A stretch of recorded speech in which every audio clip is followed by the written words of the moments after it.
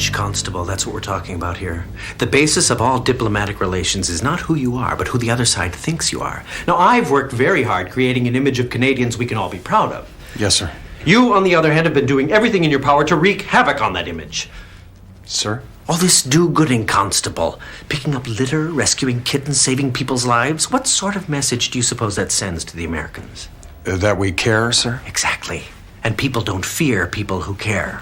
I'm sorry, sir. I wasn't aware that we wanted the Americans to fear us. That's what every country wants, Fraser. No one takes you seriously if they think they can push you around. Do you think I would have risen this high if people weren't afraid of me? When can it be ready?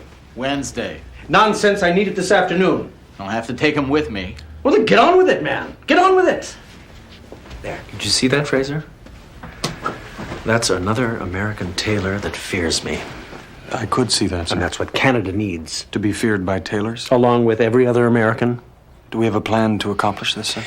Yes, but I'm not at liberty to reveal it at this moment. The important thing is that you not undermine our efforts with all this nice guy stuff. Yes, sir. As to my assignment? Assignment? Yes. I need you to hand-deliver a very important document.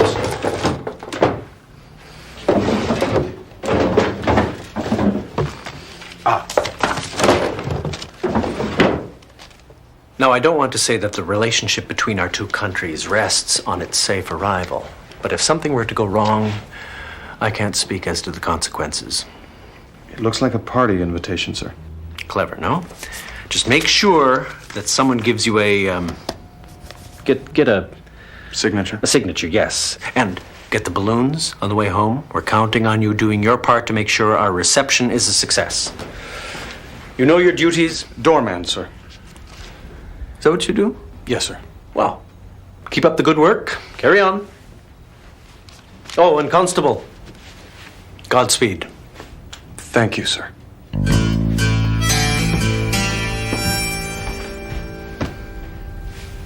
Oh.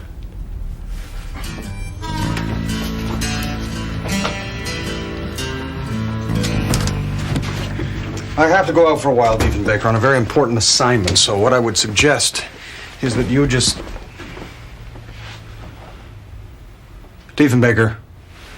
Oh, please, don't do this to me now. Dief. There's nothing more frustrating than playing hide and seek with a deaf wolf.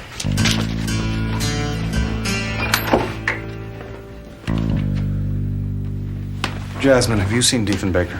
No, Fraser, I haven't. Well, if you do, could you tell him that I had to go out for a while? Sure thing.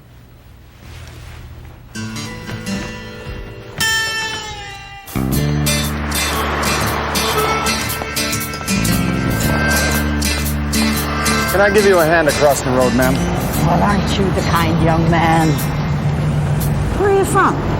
Well, ma'am, I'm from... I'd rather not say.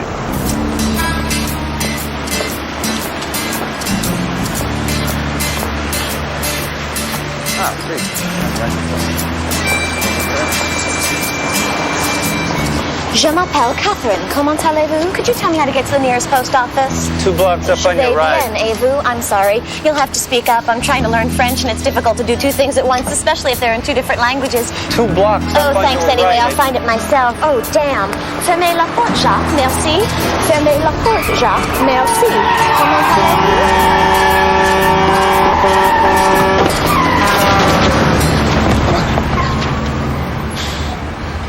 Oh, I beg your pardon. Oh! In God's name, do you think you're doing? Right in broad daylight. I don't know where you get the idea that you can just do whatever you please. Well, you've just tackled the wrong woman, mister. Well, actually, I think you misunderstand. I misunderstand? Oh, that's very nice. That's very nice of you to accuse me of not understanding. I'm too rash, too emotional, incapable of reason, huh? Well, no, I didn't mean that. What I meant was... When I want something, I ask. When someone says something, I listen. I don't grab people and throw them to the ground when they're trying to learn French. And if I do, well, I at least apologize. Well, I'm terribly sorry, but you misunderstand. You see, you were about to be hit by a truck. Oh. Why didn't you just say that in the first place? After all, I'm not a mind reader.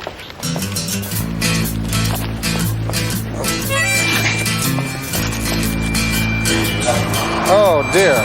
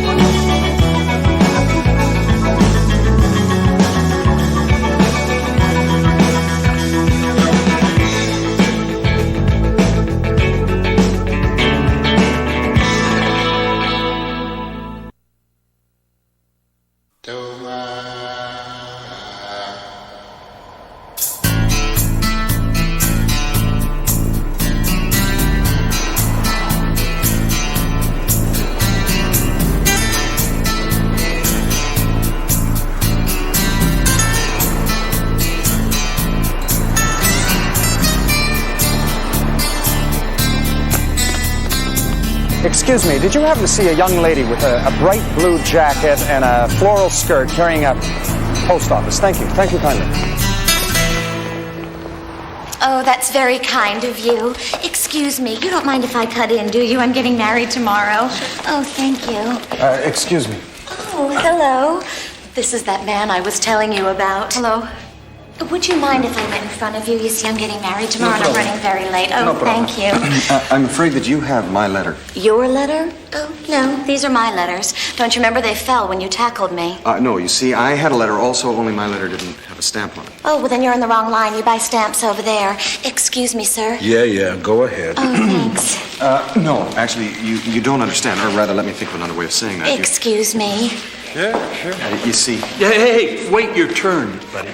You know, I really don't think you should be cutting in front of all these nice people.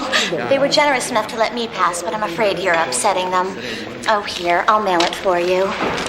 well, that's very kind of you, but actually, I need my letter back. But you just gave it to me. Just a second. This is my letter. Well, yes, it is. What were you doing with my letter?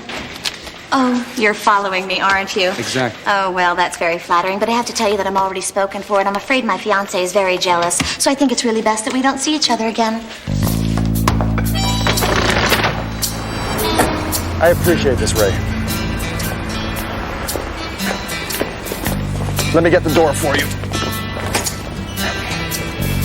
Look, he's a Mountie, okay? Mounties do not lie. If he says it's his letter, it's his letter. I don't care if he's Sergeant Preston. He's not getting a letter.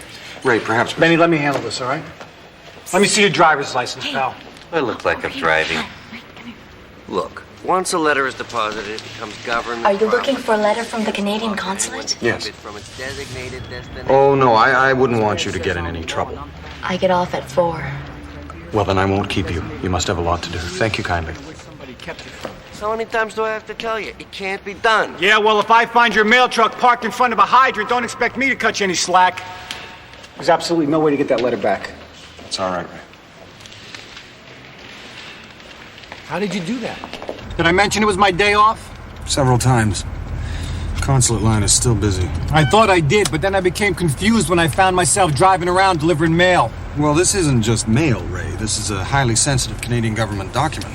Oh, you guys planning an invasion? Well, I'm not entirely sure. I think I may have said too much already. Yeah, well, don't do it today, all right? Because I'm going to be sitting on my couch enjoying the basketball game, and tip-off is in exactly 5 minutes. 746 West Lakeside Place. That wouldn't be on your way home, would it? No.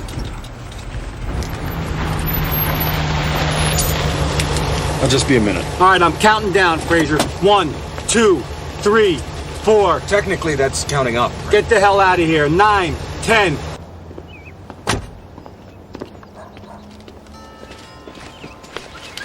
Easy place. Third delivery today. I don't understand what the problem is. What are you doing here? I am as surprised as you are, ma'am. Delivery for Alice? Where do you want it? Oh, anywhere. Please, you have to go away. No, of course not you. You are away. Do men understand nothing? Allow me to explain. I have a letter. Oh, the one you accused me of taking? Yes. You see, you had it all along. Well, let's just say you apologized and leave it at that, shall we? No. You see, I have to deliver it into the hands. You want to give it to me? Oh, no. We've been through that already. I'm not going to take it a second time. Yes, I'm still here.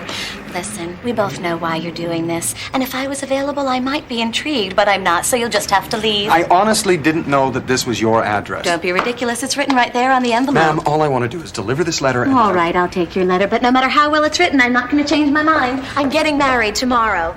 Yes, I know you know that. All right, I'll be there at 2. Oh, but just give me your number in case I get lost. 555-0866. 555-0866. 555-0866. Do you have a pen? Yes, and if you could just sign, Oh, right? damn, what was the number? 555-0866. How do you know the number of my bridal shop? Well, I didn't know it was the number of your bridal shop. Oh, so you just pulled that number right out of the air. Okay, here. Now, is there anything else? No, and I assure you, ma'am, that you will... Down there. Oh, no. Now you've done it. If my fiancé finds you here, he'll never understand. He's very jealous. Well, there's absolutely no reason for... Well, then you're a lot more broad-minded than he is. Bye-bye now. Have you seen our wedding license application, dear? I thought I put it... Oh, here it is. Who was that? Oh, no one, dear. A Mountie. He means nothing to me. And what's that supposed to mean? He means nothing to you. Did you see an envelope with a phone number written on it? It was right here. Just a second. What did he want? You really have nothing to worry about. He's a total stranger. If I hadn't been lying on top of him, I hardly would have recognized the man. You were lying on top of him? What is the number of my bridal shop? 555-0866. Oh, yes. Thank you, sweetheart. Wait a minute. Forget about that. What's this lying on now, top of? Who? Don't get all worked up. He was just being a gentleman. If he had landed on top, he would have crushed me. You saw how big he was. 422, 423. I'm sorry it took so long, Ray, but Miss Burns is not the easiest person. Oh, dear. Oh, dear. Must be her fiancé. Poor man. Just get out of here. All right, no more Mr. Nice Man. Now, see, there you go again, jumping to conclusions. What? You really have to work on controlling your temper. Come on, a guy picks you up in the street. I have a right to know who he is. Is that asking too much? Dear, if I knew his name, I would tell you. You don't even know his name. Well, I really didn't think it would be appropriate to ask. After all, I hardly know him. And I did have a few other things on my mind. I mean, we are getting married tomorrow. I just want to know what happened, okay? What happened? Nothing, dear. But if it'll make you happy, I promise I will never see the man again. Ah, Miss Burns, I just realized I made a mistake in delivering that letter to you. So now the guy's sending you letters? No, if I could explain... Don't you lie to me. You just said you gave it to her. I'm sure it's just an innocent infatuation, dear. Isn't that true? No. What? Really? How long has this been going on? Well, just since this morning. If you don't believe that, I really don't know what else to say. Oh, there's my cab. Will you please explain it to him? I would like to explain it to someone. Thank you.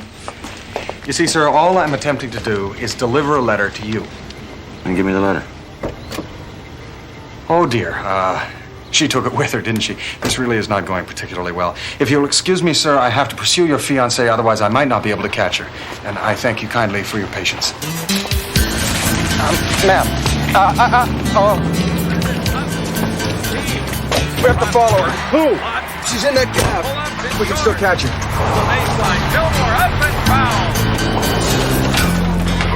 What was that all about? Follow her. Oh, come on, Nigel, not again. If there's nothing going on, she's got nothing to worry about, right? Just follow her.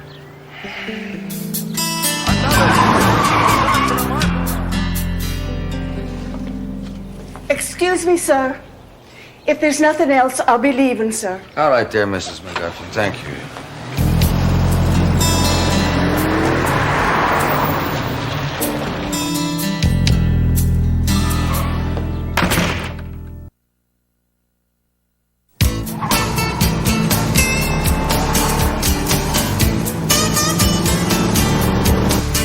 I think she's just up ahead. Frazier, why are we following this woman? You delivered the right envelope to the wrong person at the right address. In my book, 2 out of 3 is pretty damn good. The consulate line is still busy. DeMarco drives out. Did you see that? No, I didn't see it. Why? Because I'm not at home, that's why. Here, give me that form. I'll sign it. What's his name? N.J. Ellis, but I don't think that would be acceptable. Nigel J. Ellis? You know him? Yeah, Ellis Disposal. The guy's dirtier than the garbage he hauls. Toxic spills, illegal dumping. We've tried to nail him, but he's got so many politicians in his pocket, he walks with a limp. I can't believe that's the guy you're delivering the invasion plans to. I can't believe it's the same person. Oh, there she is. I promise you, I won't be more than a minute. I've never seen a move like that. I'm not sure I can even describe it. Commentate! You're a commentator! I told you I have to pick up the license now. The wedding is tomorrow. And I told you I can't issue it unless both parties are present. Well, if you don't issue it, we can't get married. And since we're getting married tomorrow, you really have very little choice in the matter. I don't know why you can't see that. You see where it says bride and groom must appear in person? If you keep repeating yourself, we're not going to get anywhere. Excuse me, but... Oh, God. Don't tell me. You want your letter back. Well, if you would just look in your purse, I think you wrote a phone number on it. This your fiancé? Oh, don't be ridiculous. Does he look like my fiancé? Then I'll have to ask you to step aside so I can help these other people. Okay, fine. If you don't want him, I'll take him. Honey. Well, look at him.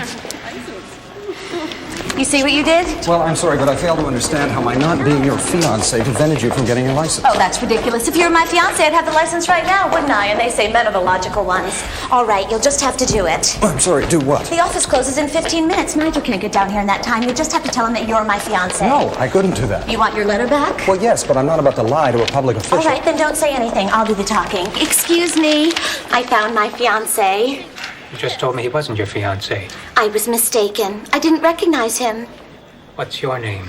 He can't hear you. He's mute. I believe you mean deaf. Oh, yes. Thank you, sweetheart. You're marrying a deaf, mute Mountie, and you didn't recognize him? Perhaps I can explain. If he's deaf-mute, why is he talking? Now you're criticizing the handicapped? Well, I think your superior would be very interested to know that you refuse to give marriage certificates to the physically challenged. God knows their lives are difficult enough without insensitive bureaucrats like yourself preventing them from getting married. And if that's not enough... All right. Just take the damn thing. Oh, thank you. That's very sweet of you. Thank you kindly.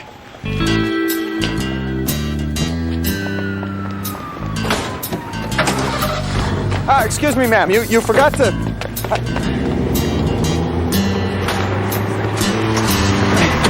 Great. I wonder if you'd mind...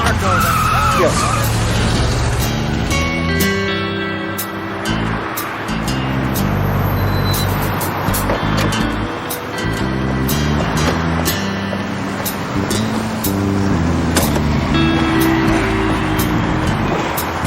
If you want to go home, Ray... No, I'm having the time of my life. I should be just a minute.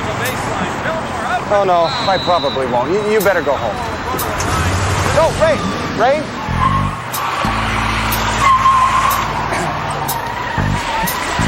If you could drop by the consulate and just explain to them I'll be a little bit late. Thank you kindly, Ray.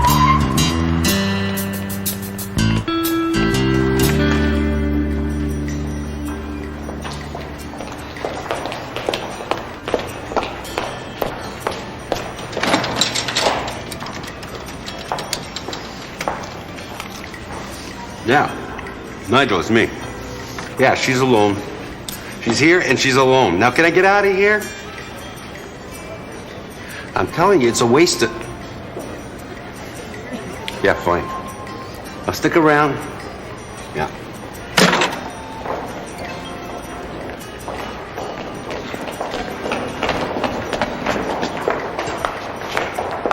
I don't recall saying anything about a hoop. Oh, yes, I remember it was on the 12th fitting. You said put a hoop in it. Oh, don't be ridiculous. Why would I say such a thing? Well, perhaps because you wanted a hoop. You see, I wrote hoop here. Well, then maybe you wanted a hoop. It's your writing. How could it be what I wanted when I don't want it? That doesn't make any sense now, does it? Which is why I didn't put a hoop in it. Oh, how clever of you. Should I try it on? Why not?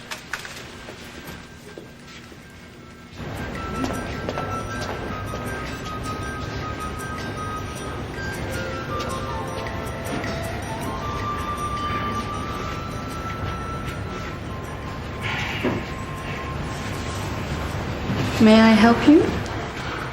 Yes, I'm looking for a woman. A particular woman. Her name is Miss Burns. Would you happen to know if she's here? I haven't any idea. I don't work here. Then how could you possibly help me? Are you Miss Burns' fiancé? No. You must be very pleased. She's in the fitting room. Thank you.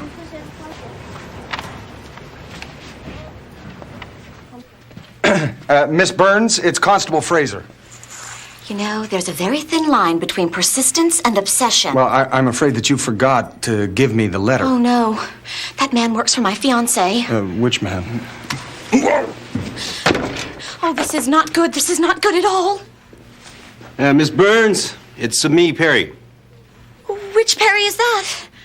Perry, ma'am. Oh, Perry! What a pleasant surprise. What are you doing here? I'm following you, ma'am. Oh, this is great. All he has to do is find you in here. Well, then I'll just explain. You met Nigel. You think you'll be able to explain this to him? Who are you talking to, ma'am? Oh, you, Perry. There doesn't seem to be any other way out of it. Get under my dress. What? Get under my dress. You want me to get underneath your wedding dress? Yes. Isn't that bad luck? Will you hurry up? Oh, no, I'm quite sure most folklore and If legends... Nigel finds you in here, he'll kill us both. Right. I don't want to have to come in there, ma'am. But I promised your fiancé that... Oh, hello, Perry. How are you? Fine, Miss Burns. It looks lovely.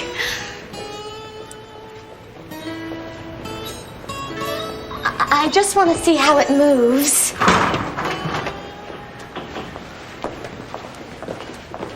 Sorry. Shh. Miss Burns, you'll have to steer. I have my eyes closed. Shh.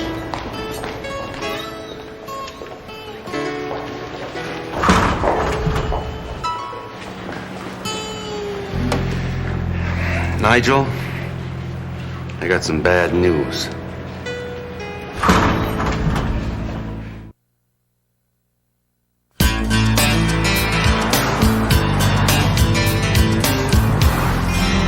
Is he following us? I can't see anything.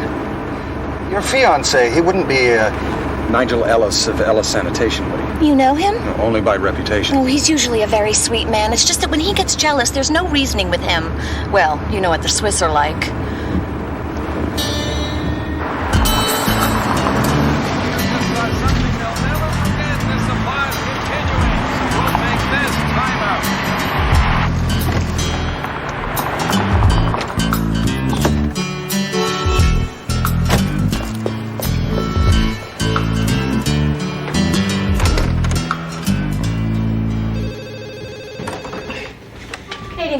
Consulate du Canada. Bonjour. Please hold. Attendez, s'il vous plaît. Excuse me, Canadian Consulate du Canada. Good afternoon. Bonjour. Please hold. Attendez, s'il vous plaît. Hi, I'd like to... Canadian Consulate du Canada. Good afternoon. Bonjour. Please hold. Attendez, s'il vous plaît.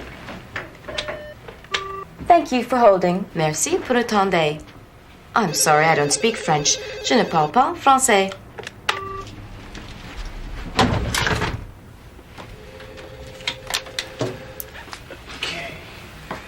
Dear Canadians, Constable Fraser will be a little... Guests are going to start arriving any minute. Where the hell is he? I have been trying to reach him, sir. How long does it take to do one simple task? He said he'd be back soon, sir. Well, if he's not here in 5 minutes, he doesn't have to bother showing up at all.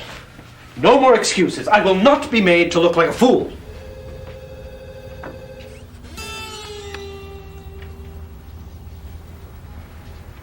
Trouble.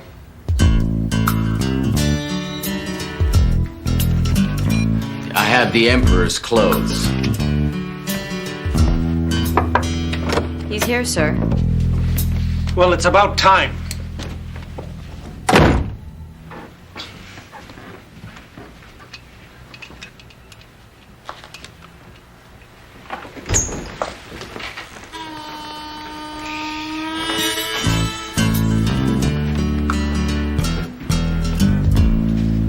I can't believe he had me followed. I mean, what does he think? I'm going to run off and have an affair the day before we get married? I've never given him one reason to suspect me. Well, I'm not sure that I was entirely hidden underneath your dress. I mean, even if I was a little attracted to you, I haven't acted on it, have I? No, you've been... but you see, this is something he could possibly misinterpret. I mean, not that I am attracted to you. No, I understand. Oh, so what am I going to do? I can't go home until he calms down, and we can't just keep driving around. Well, you must have some friends. In Connecticut. What about family? Hong Kong, Gstaad, Portofino, and Terminal Island. Tax evasion, it's all a misunderstanding. I could see how that could happen. No, we're just gonna have to go to your place. No, I don't think that would be a very good idea. You don't? No. I have a wolf. Oh, shame. Could you recommend a hotel? Yeah, I know just the place.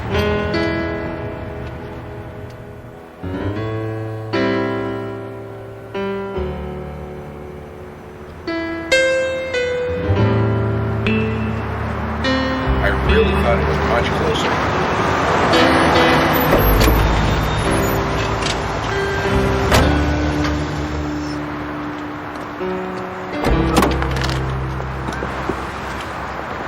Should I wait until you No, check in? that's okay. Oh, you almost forgot your letter. Oh, thank you. You're not gonna come back and ask me for it again, are you? No, ma'am. Oh, I was sort of getting used to it. Goodbye. Bye.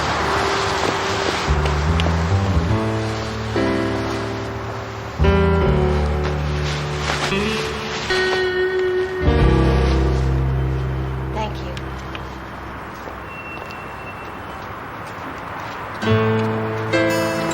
Where to? The Canadian consulate.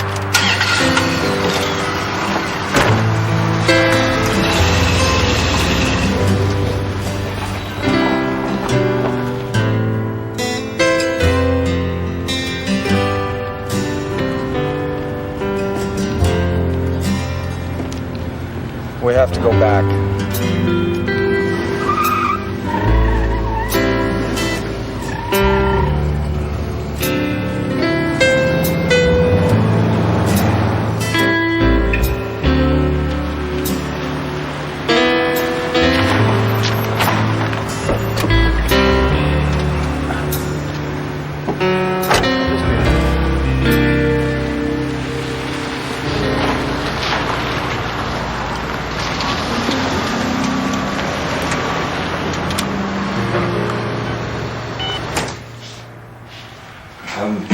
I believe you have a Catherine Burns registered here. I figured you'd be along soon.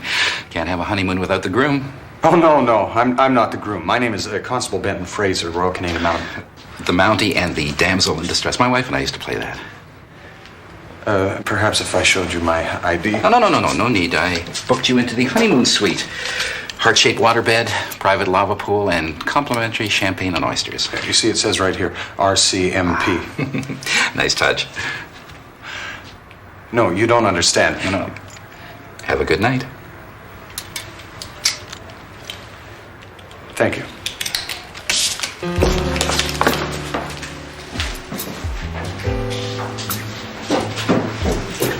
Bernie, what does that remind you of? Dubuque?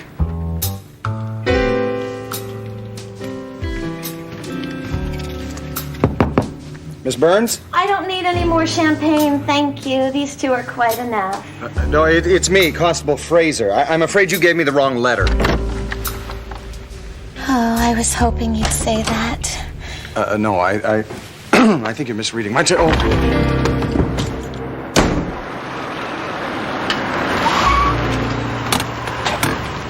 are they? Honeymoon suite. Come on, Nigel. Hey, let's go home, huh? She isn't worth it. Wait. Nigel, now listen to me. Come on. I'm serious, man. Well, it seems to be stuck on the material. Perhaps I could get one of the maids to help. You know what I'm thinking, Constable? Oh, there we go. It would serve him right if I did have an affair. No, that's just not gonna come off. Well, good night now. What about your letter? It's not very important. Won't you at least have one drink with me? Well, thank you, but I don't drink. This door seems to be locked. Yes, safety first. Well, perhaps I'll check the fire route. You don't even drink champagne? Well, no, I've just never felt the need. You see, I think all too often people drink in order to escape from their brother.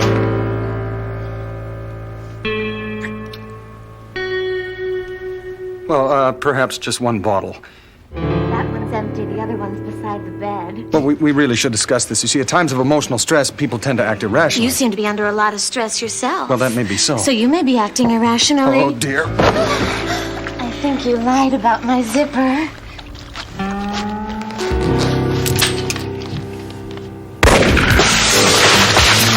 Thank God. She loves me.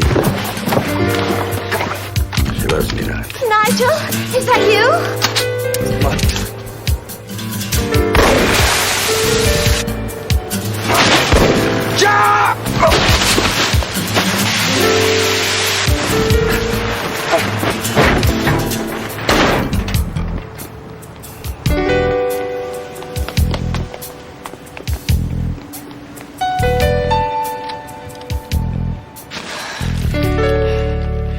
I think we're safe.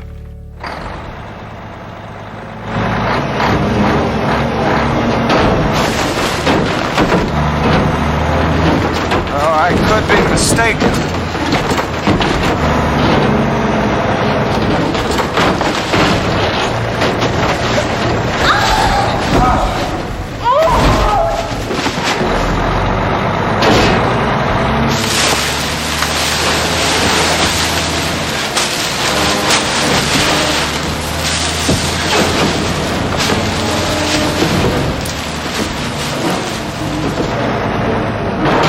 I think the worst of it is over.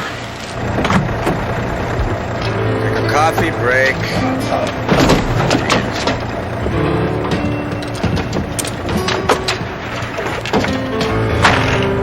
Expecto.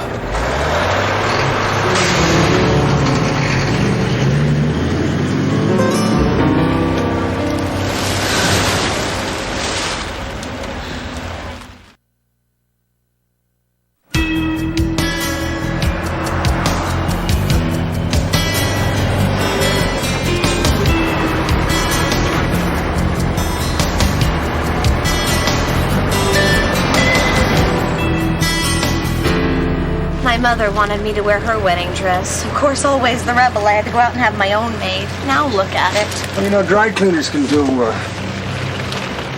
absolutely nothing with that. I can't believe I'm spending the eve of my wedding riding in a garbage truck with a total stranger I just tried to seduce in order to escape being shot by my fiancé. I mean, it doesn't get much worse than that, does it? Well, unfortunately, it may. We haven't picked up any more garbage. Oh, not having garbage dumped on top of us is a bad thing? In our case, yes. It means the truck has finished its rounds and it should be returning to the city dump, which means it should be going due south. Like my life. But we've been traveling consistently northwest. I think someone has commandeered this vehicle. Oh.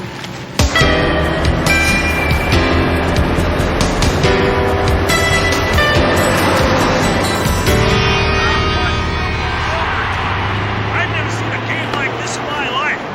I don't think I'll ever live to see another. Yeah, me neither.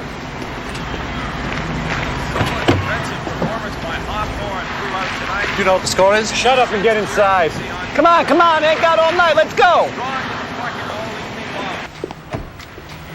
Mental note, send Fraser north for a little R&R. I think he's been spending too much time with that Chicago policeman. What are you looking at? You never seen a Canadian before? How the hell does he do this all day? And where the hell is he? Something must have went wrong. He'd never be this late. What's the matter? Your arm broken? Open the door yourself. Okay, let's think this through. If Fraser were with a beautiful woman, where would he end up? No, that's you and me. Come on, think. Okay, what is the most unglamorous, unromantic place you could possibly take a woman?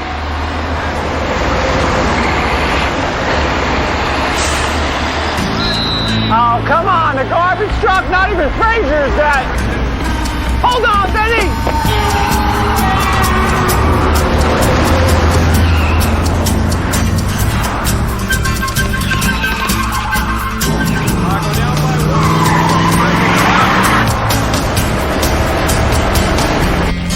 Tell me something, Constable. Why is it everywhere I go, disaster follows? Maybe it's the company you keep. I sure know how to pick 'em, don't I? Well, I don't really know Nigel, so it wouldn't be fair for me What to... is wrong with you? A man is trying to kill you. You're supposed to hate him. A woman throws herself at you. You're supposed to do something.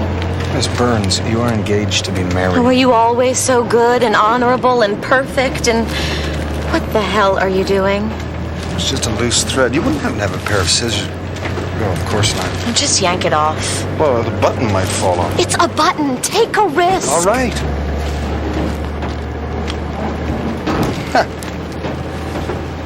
Oh.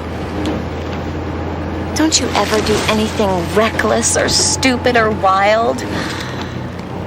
No. Well, no. I guess that's what first attracted me to Nigel. He was just so dangerous. I can see how you'd find that exciting. On our first date, it was January, and we drove to Atlantic City with the top down.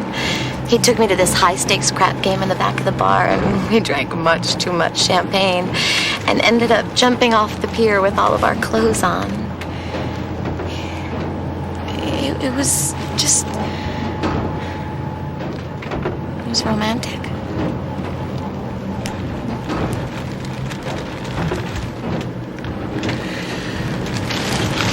I thought I was in love once. And then later I thought maybe it was just an inner ear imbalance. We spent an evening snowed in on the side of a mountain watching the northern lights.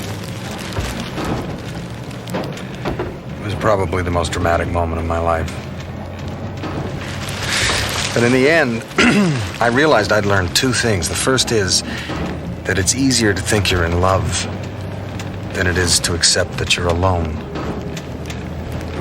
And the second is that it's very easy to confuse love with subatomic particles bursting in the air. Well, I also learned I should have my ears checked more regularly. It's funny, the things that attract you to somebody.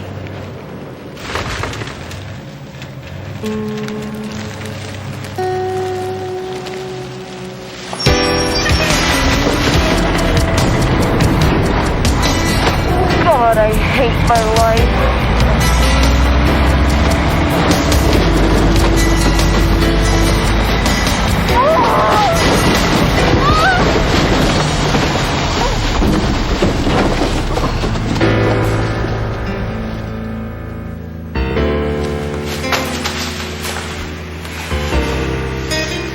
Good evening. You got a lot of nerve for a Canadian. Ah, yes. And it's quite reasonable that you would be angry given your understandable confusion, but... I love him.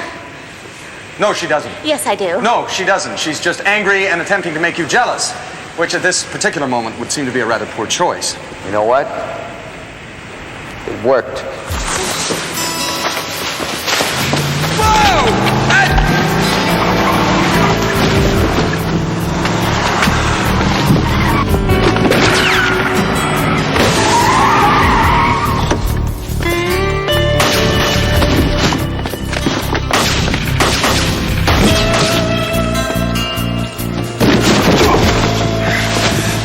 Detective Vecchio, Miss Burns. Miss Burns, Diefenbaker. Hello. Congratulations, I hear you're getting married. Why do I never learn, Perry? Shoot first, talk later. Shoot first, talk later. You don't want to know why I'm wearing the uniform. I just assumed it was something personal. Come on, Nigel, there's 3 of them now. What do you do, kill them all just because some woman was running around on you? Yeah. Why don't you learn?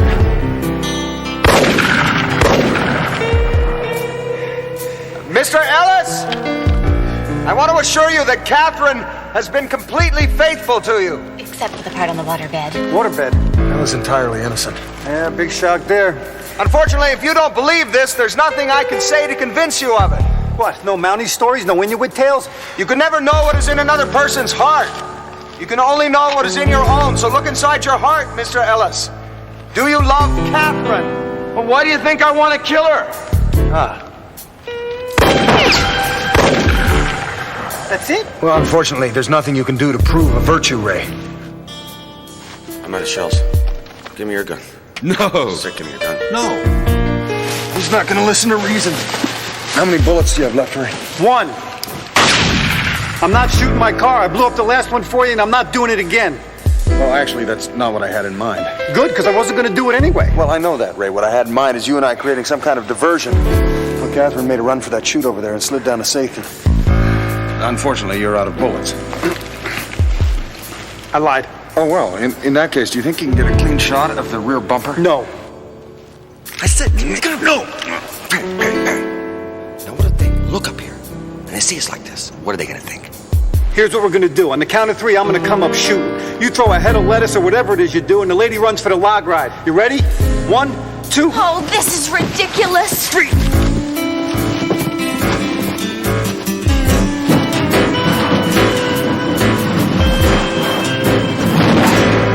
You want to shoot me, Nigel? Go ahead. Can you say you love me and then threaten to kill me? I mean, what the hell does love mean to you? Just a bunch of particles bursting all over the place, and when you try and touch it, there's nothing there. That's not love, Nigel. That's a light show. Perhaps I could explain what she's alluding to. Well, what do you expect? How about I look at you? You're running around with this guy. You're in the wedding dress. I catch you in a motel together. Come on. I wasn't the one who didn't trust you. Had you followed? Do you know what that feels like to love someone who doesn't even trust you? Well, you make me nuts. I'm sorry, but you know that. You do that to me. You make me crazy. No, you do that to yourself. So you really didn't do anything with this guy in the red jacket there? I'm not going to tell you, Nigel. Tell him. You either believe me or you don't. There's no way to prove a virtue. Perhaps you could try. Okay. I believe you. Okay? I'm sorry. Okay? Did you ever hear me say that before, Perry? No. No. Never before.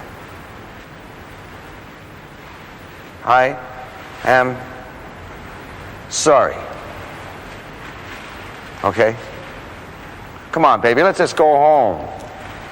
We gotta get married. Oh, thank you, Nigel. You don't know what that means to me. Unfortunately, I've realized that I don't love you, so no. What? Well, what did you say? I stand up here, I pour my heart out to you, I apologize to you, I even offer to take you back, and you just throw it in my face. Is that right, Catherine? Well, guess what? The hell with you.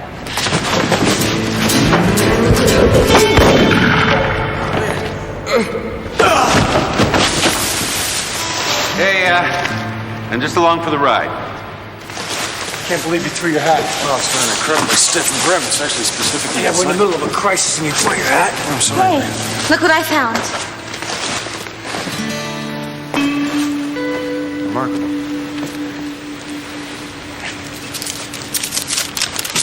Would you sign for this, please?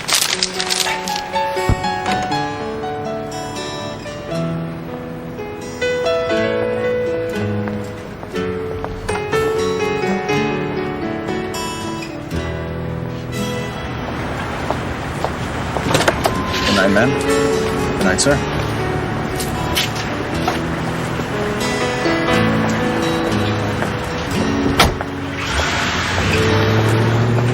And don't try to tell me you were attempting to circle around behind them because you never showed up. I thought you'd have nothing to say about that.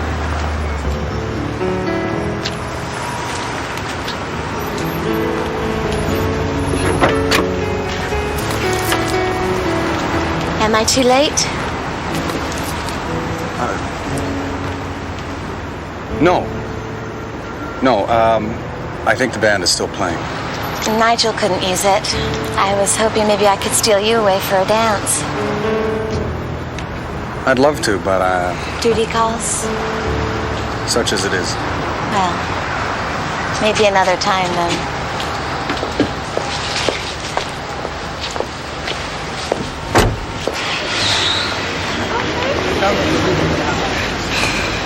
That was quite the buffet. You know what I love most about Canadians? They're real easy to elbow out of the way.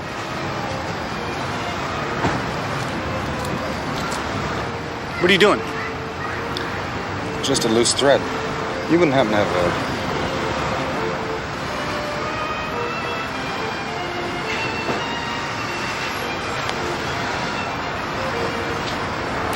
Ray, could I impose upon you to... Yeah, go ahead. I'm kind of getting the hang of it anyway. Thanks.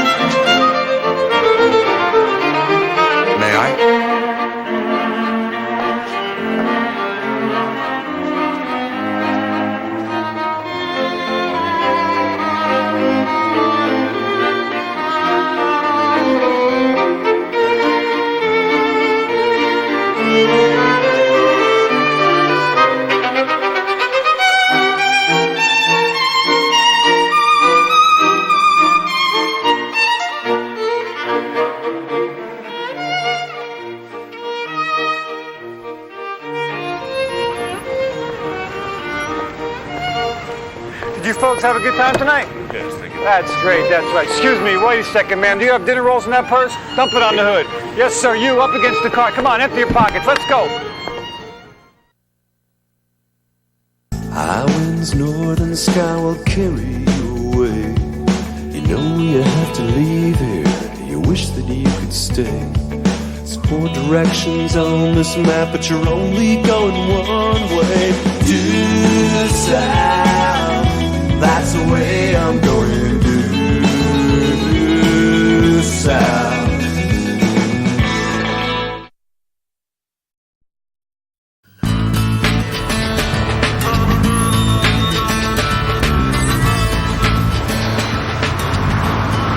This is neighborhood makes yours look like Astor Street. Well, this was your recommendation. Link's the best bindle stitch guy in the world. You got a problem with your footwear, you bring it to Link. I agree. These boots are as good as new. It's probably the best $125 I ever parted with. You know, that's something I'll never understand. Why anybody would spend $125 to fix up a stinky old pair of Mountie boots. Oh, Ray. Properly molded boots are a Mountie's prized possession. Well, that and his horse. Well, we're not picking up your horse. I don't have a horse. I mean, not here. Well, you know, you ought to think about getting one, because I'm getting really tired of driving you around. Ray, that was a gunshot. Yeah, if we stop for every gunshot we hear in this neighborhood, we'll never get home. See? I'm off duty!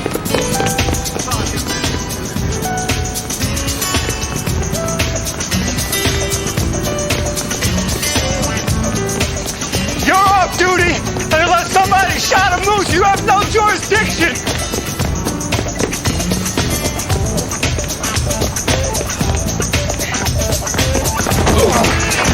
Oh, pardon me. Excuse me, young man. You're carrying a... I'll get the shooter. I'll get the shootee. Hold on. Give it up, man! I can run all day! Don't make me take you down, man!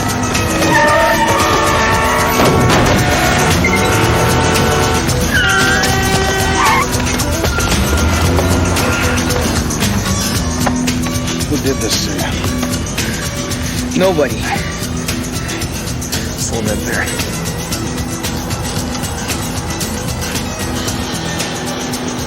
Call 911!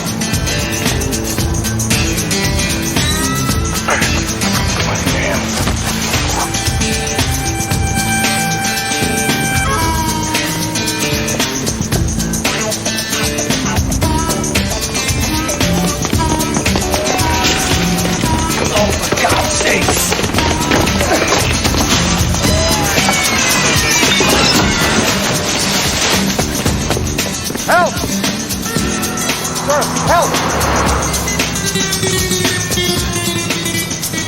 Is there a phone nearby?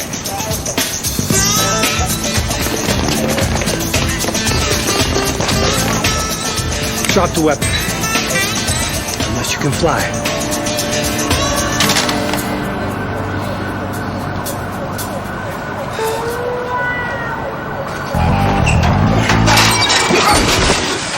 I hate this neighborhood! Put your hands on your head.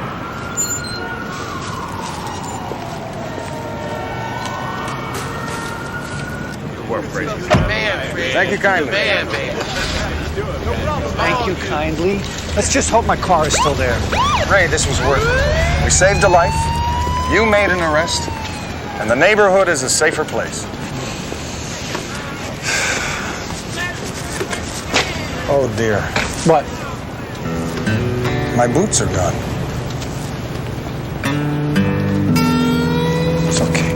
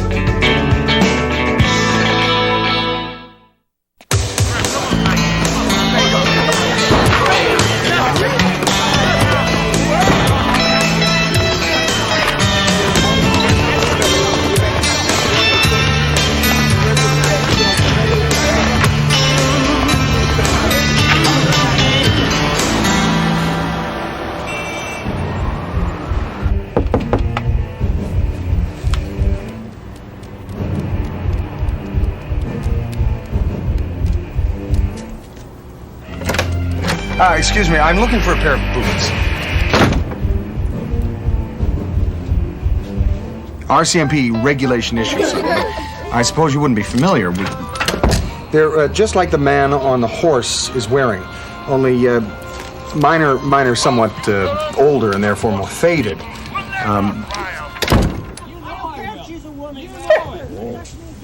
Well, no matter what you may think, I remain undeterred. I'm convinced that somebody took them in for safekeeping and that they're spending as much time looking for me as I'm spending looking for them.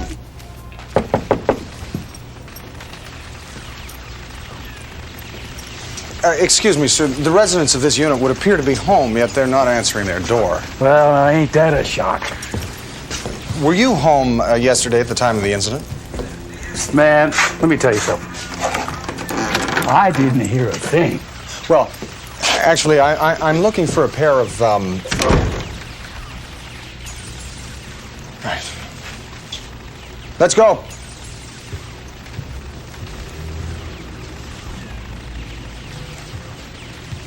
Are you deaf? I mean, I know you are literally deaf. Oh, forget it. All right, come on. I'm not having any success. Let's see how you do. Or would you rather go back to knocking on doors?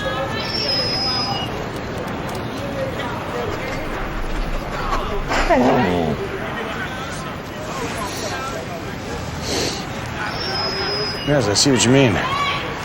These sneakers don't breathe quite the way my boots did. Okay, pick up the scent. That's it. Good boy.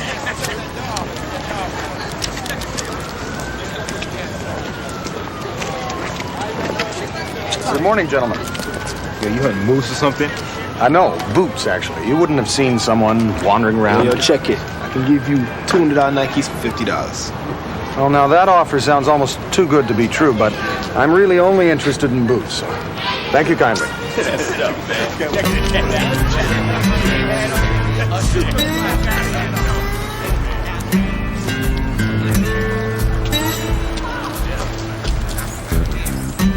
Ethan Baker, for God's sakes, you're tracking the wrong thing. You're tracking my feet, not my boots. You know my feet were there. My boots were... Oh, forget it.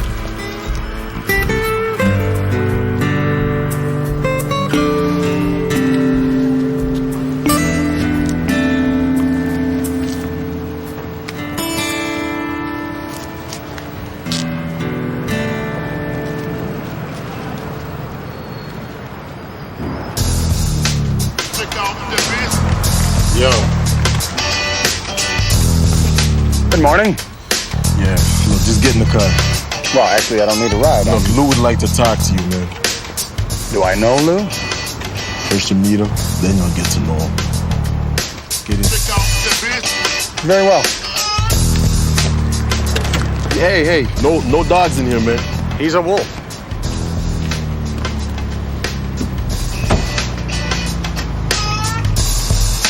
Man can't walk down the street in this part of town without getting harassed. You were running. I didn't see no foot traffic speed limit. You were carrying a gun and running from a shooting victim. He say that?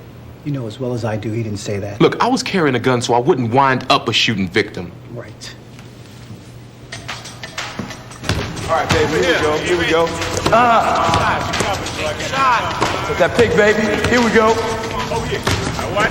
Oh, it's there, drives lane. Oh my God, a reverse layup. Did anybody stop this teenage dynamo mom? I honestly don't think so, Dick. Play the game, Ricky, not the crowd, man. Let's go, come on. Where y'all find him? You see that? Fine play. He's a hot dog. He's a punk. They're gonna be double teaming him in 8 seconds. Are you their coach? Hey, these kids, they are hope. I'll watch out for them.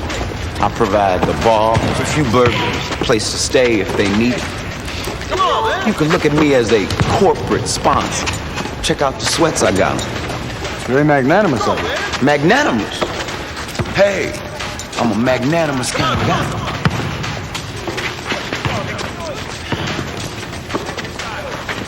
Inside, Reggie. Look for the ball. Over here. He's so dependent on his setup, man. He's not here, he just freaks. Where is his setup, man? You busted him. So who are you? What do you want? Benton Fraser. I'm a Mountie. Why they call you that? Well, it's short for Royal Canadian Mounted Police. So you're mounted? No, we mount horses on occasion. Perhaps you're familiar with the musical. Then in all factuality, aren't the horses the mounties then? No. You see, we are mounted on top of horses. It's historical. So my peoples tell me you've been snooping around where the shooting went down. You looking for something? As a matter of fact, yes, I'm looking for my boots. We'll let you know if we find anything. And it's been a pleasure speaking with you.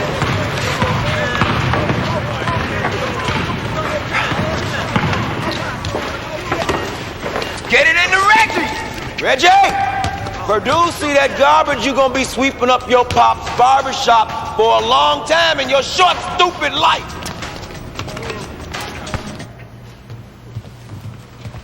Good news, Ray. He didn't do it. No. Not this time. Not what this time? Look, somebody shot someone, right? Yes. And I have responsibility to catch that someone that shot the other someone, right? Yes. And if I catch that someone, it's good news, right? Yes. Okay. Now, if that person turns out to be the wrong person, does that mean that there was no shooting? No. Does that mean that no one was almost killed? No. Does that mean that there's one less bad guy in the world? No. Right. It just means that the real bad guy is still out there instead of locked up somewhere safe. So by you coming in here and telling me that our guy is innocent, this is just not good news. I'm sorry. I see what you're driving at, and I stand corrected. It is bad news. He didn't do it. Look, Frazier, kids from that neighborhood, generally speaking, end up doing one of two things: basketball or crime. Tyree plays basketball. Well, they all start out playing basketball, but if one of them is lucky enough, he'll make it to Division I college ball. But if he's not talented enough, if he's not tall enough, if he's not dedicated enough, he's going to wind up like that kid and make life miserable for everyone else. Ray, please, look at this. What's that supposed to be? Evidence? The shooter wore this. Well, let's hope that's not all he wore. Gray. Different shade? Different material? Actually, no. Then bag it and add it to my case file. Ray, left-handed. What's left-handed? The thread? No, the shooter. Aren't you even interested in knowing how I know the shooter's left-handed? Indulge me.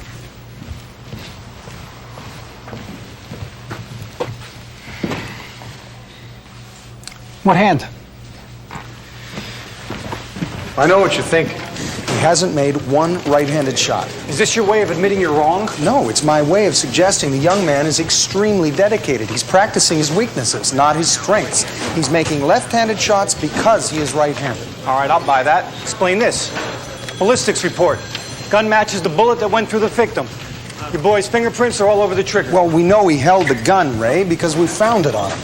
Turn the page. Paraffin test. Gunpowder blowback all over his hands.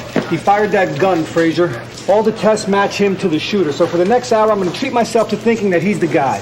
Ray, what if... Look, 60 minutes, all right? Just don't talk to me for 1 hour. I'm not asking you to tell me the truth. If you had wished the truth to be known, then I think you would have been more forthcoming with the authorities. So obviously you have reason to fear the truth. But I think you're in some kind of trouble. Well, manifestly you're in trouble. You've been charged with the capital crime, but that's not the kind of trouble that I'm actually referring to. You know, it might help perhaps if you simply told us why it is you're not telling us the truth. And of course, if you were to tell me why you're not telling us the truth, that would probably indicate what the truth might actually be, and you realize I'm not actually asking you to tell me the truth. Do you talk English? Canadian, actually. Yo, Tyree! Perhaps we could speak later. Don't count on it. All right. Hey, Reggie. Thanks for the ride. Hey, the least I could do for a fine young man with a noble heart, helping to assist his friend achieve personal greatness.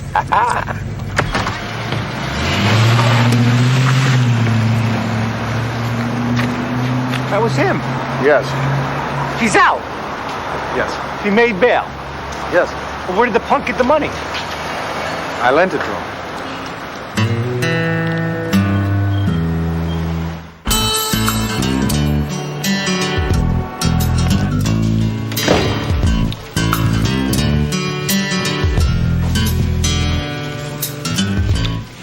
What's wrong with your pal, Vecchio? You can't think straight without his boots on? Well, I don't believe the loss of my boots affected my ability to think, Detective Hewitt. However, now that you bring it up, if you should happen to see my boots in any course I during hope I don't, Constable, because you don't even want to think about where I'd like to put them. Pipe down, Jack. In case you haven't noticed, your popularity rating around here is at an all-time low. The young man is innocent, Ray. No, you think he is innocent, which is still no reason to bail him out by yourself. Now, the next time you do something like that, you want to run it by me first? Well, I would have, but you told me to stay away from you for an hour. Detective, thank you for taking time out from your busy schedule to confer with me. Anytime, sir. You must be even busier since your Canadian friend decided to release that dangerous felon that you worked so hard to incarcerate. I'd like to explain that, Lieutenant. You see, the young man has an extremely important basketball game scheduled. Oh, I see. So if Charles Manson had a kazoo concert scheduled, you would have bailed him out too? I don't think so, sir. Furthermore, I believe that the evidence will support my theory concerning the young man. Well, why don't we let the courts decide that, Constable? You see, he's due for a prelim in a few hours, and if he doesn't show up, you are out a lot of money. And you are in for a long, long stay in my doghouse. Understood? You know what? You did Lou a good turn, baby. You his man. You know you my man, baby. And the good times are gonna roll in the clubhouse tonight, Marv. Well, these fellas have earned it, Dick. What, man? Such an idiot, Reggie. And you? I can afford to be an idiot. I ain't going nowhere. You got these college coaches licking your Nikes, man. You got a future. Me, all I got is a messed up shoulder. Now what coach is gonna give me the time of day? Poor baby. Let's be out, man. Come on.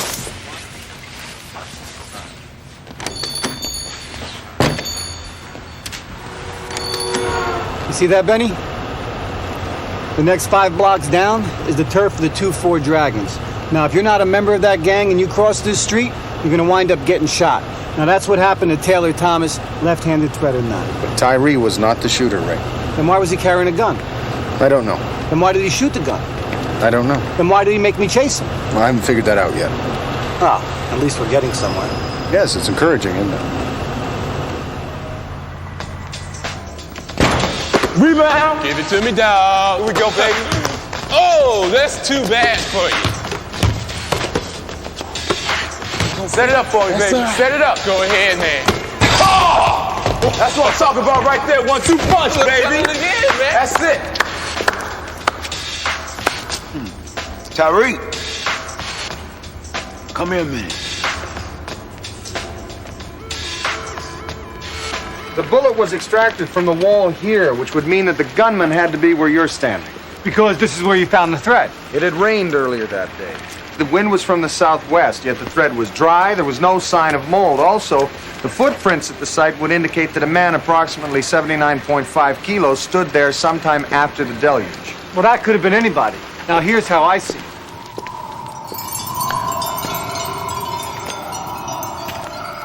What the hell you think you're doing? This is my hood.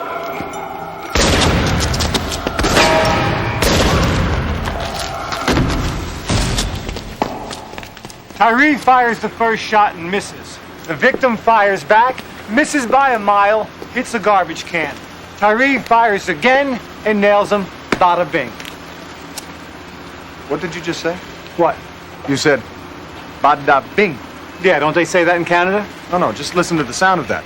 Bada bing. What? Well, remember back to yesterday. The first 2 shots had the same sound. The third shot was the bing. See, your scenario doesn't hold up, Ray. The bing was the shot that hit the garbage can. Not the second shot. That was a bang. Oh, the judge is going to love this. Your Honor, we have no case because the bang is where the bing should have been. The sounds don't lie, Ray.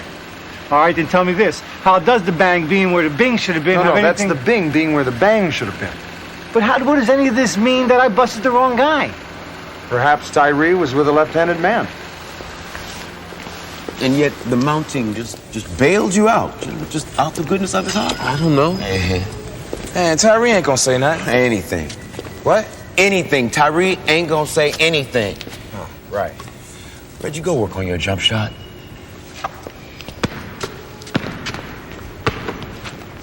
I'm worried, Tyree. Got nothing to be worried about, Lou. You doing court in a couple hours. I want you there. I want this over. I want you to just plead it out. Hey, we got finals tomorrow. Go work on your jump shot, Reggie. Tyree ain't got to be there for you to show your stuff. But Purdue's gonna be there. Hey, Isaiah Thomas is gonna be there. Yeah, right. Nah, for real, everybody says so. Reggie, and you gonna make us all proud. Tyree or no Tyree, this man got business to take care of. Ain't that right, Tyree? Ain't that right? Yeah.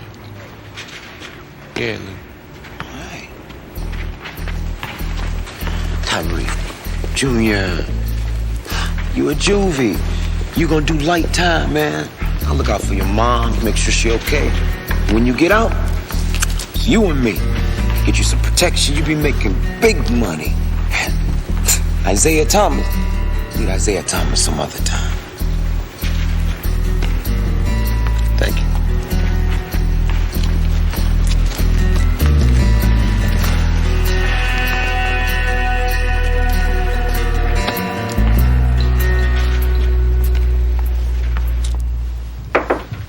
Ah, ma'am.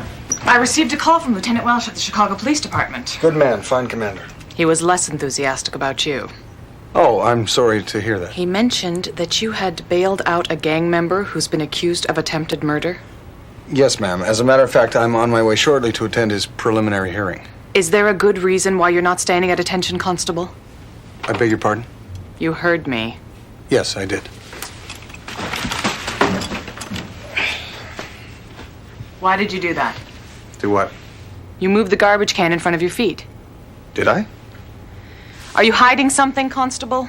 No. No. Yes.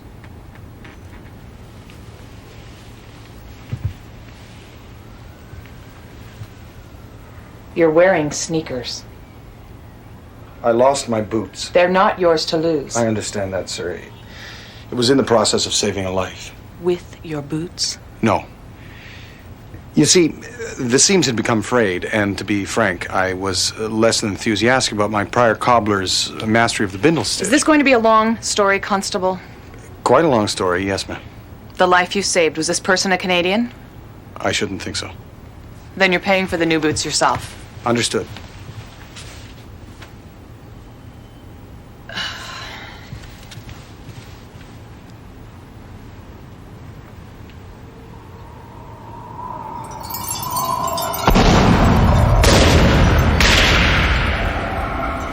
It was boom, bang, bing.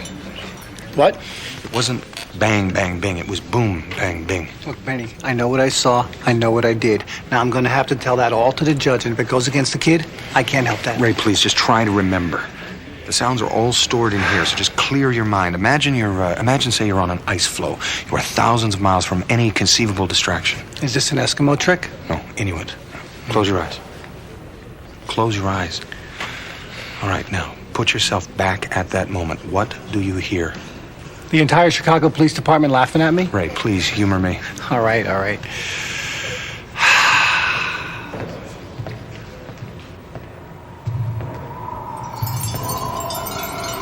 In the matter of Illinois versus Tyree Cameron, case number J87965, how does the defendant plead? Guilty, Your Honor. I was the arresting officer, Your Honor. He didn't do it. Yes, I did. No, he didn't. How do you know that, Detective? Because, It was boom, bang, bing, Your Honor. What is wrong with you? Frazier was right, kid. You couldn't have done it. Shots went boom, bang, bing. Are you out of your damn mind? Look, I shot that fool. Now, why won't you let me pay for my crime? Because it's a crime you didn't commit. The boom was clearly from the PPK 380, Mr. Taylor Thomas's gun. He fired the first shot. The bang was from the 32, the shot that hit Mr. Thomas. The bing was a shot that you fired from the same 32 into the trash can because you needed to have your prints on the gun and you wanted the blowback to be revealed in paraffin test. Who are you covering for, Tyree? Huh? Who was the real shooter? Frazier! Now and then they bend the truth to boost your instant. Big up and that from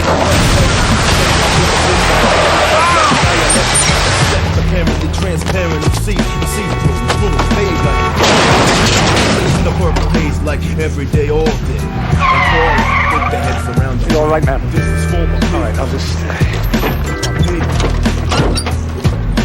This is for my on, we get it on. Sundown to sunrise on my side. My man Lindy got the lie, so we puff the tie sticks on the hot, sipping Heinekens. It's mine again, the lighter lights. Every night clubs we be rhyming in. The time was dope while it lasted, then close when someone blasted. That's how it always goes in this rap. Yo, Tree, I think you and Lou need to talk. Move it.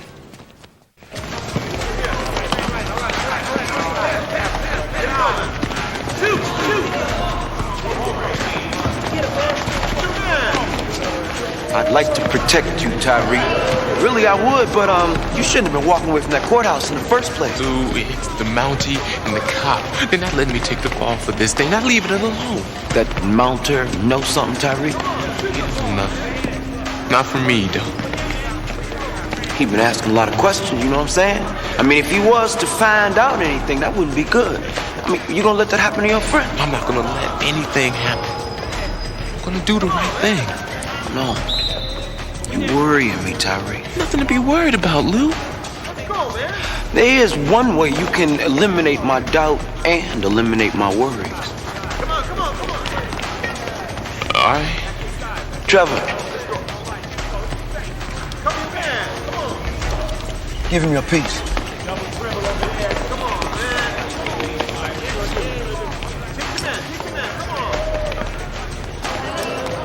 Show me where you stand. Do the mounting.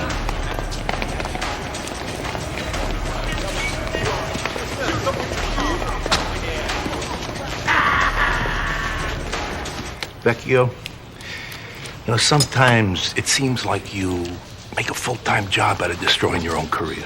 I see how you can think that, sir. No. This is not a talking time. This is a listening time. Your job is to respond to crimes and arrest the offender, not to become a public defender. Now, your friend Fraser bailing this kid out does not make any sense to me, but I've learned to expect it from him. But you, standing up in court, attempting to have the charges dropped, that is nothing less than insanity. Sir, insane is a very harsh word. No. The harsh words have not yet begun. You have not yet begun to hear how I feel about you being involved in a drive-by shooting in front of the courthouse. Lieutenant, new information has surfaced suggesting that Tyree Cameron was not the shooter in the incident and that the shooting was in self-defense. I had to make that information known to the court. And what would that new information be? Well, at first we believed the shots to be bang, bang, bing. But after further reflection, we came to believe that the shots were boom, bang, bing. Sir, with a little time, I now believe I can track down the real shooter. Well, that's great, Vecchio. Because a little time is about all you got. Sir, are you gonna eat all these cold cuts? Tyree's not here right now. This is his room, but he hasn't been here since yesterday. Why'd you have to arrest him anyway? Tyree's a good boy. Mrs. Cameron, I may be old-fashioned, but the way I figure it, good boys don't carry handguns. I'm not defending Tyree having that gun. Does your son know Mr. Lou Robbins? Everybody knows Lou. Mrs. Cameron, I understand you're reticent. Is your son a member of any gang? He plays basketball. This isn't the first time he's been in trouble. Tyree lives by his own rules, but he is a good boy. Only been arrested once. Only once? Fell asleep on the subway. That's a crime? Oh, it is if you wake up in Lake Forest, gotta walk 5 miles through white neighborhoods. He tries. He works on that basketball court. But he ain't got the body to play pro ball ever since his shoulder went out on him. Tried at school. But there, even the teachers don't pretend a boy from here can make it to college. What's a young man to do but get frustrated? You have any idea who he might have been with yesterday?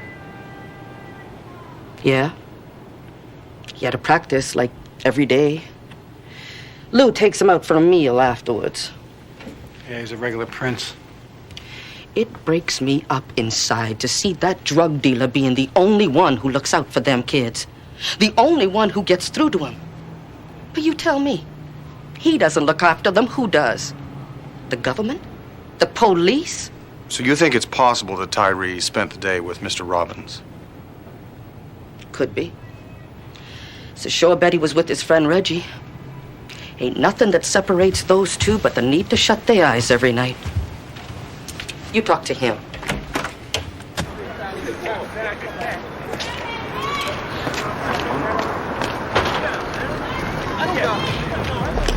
His own mother thinks he did it. She didn't say that. She stands by her family. I suppose. You see, some people stand by their family, and some people stand by their friends.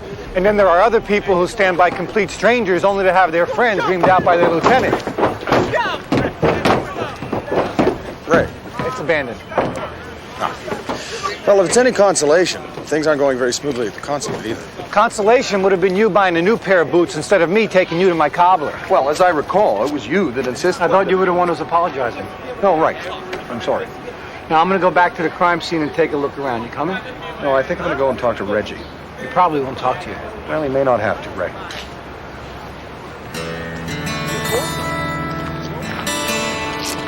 Snap. Coming down court for 3. Ah, yes. Nice shot. You're that mountain guy, right? It's Mount T, actually. And why they call you that? Well, that's a long story. Would you like to play some one-on-one? You'll lose. I think that's very likely. You're already down 2, baby. Your friend Tyree is in trouble. Man, everybody around here got trouble. You still trying to get him off. Well, yes. You see, there's certain elements of the crime that don't make any sense.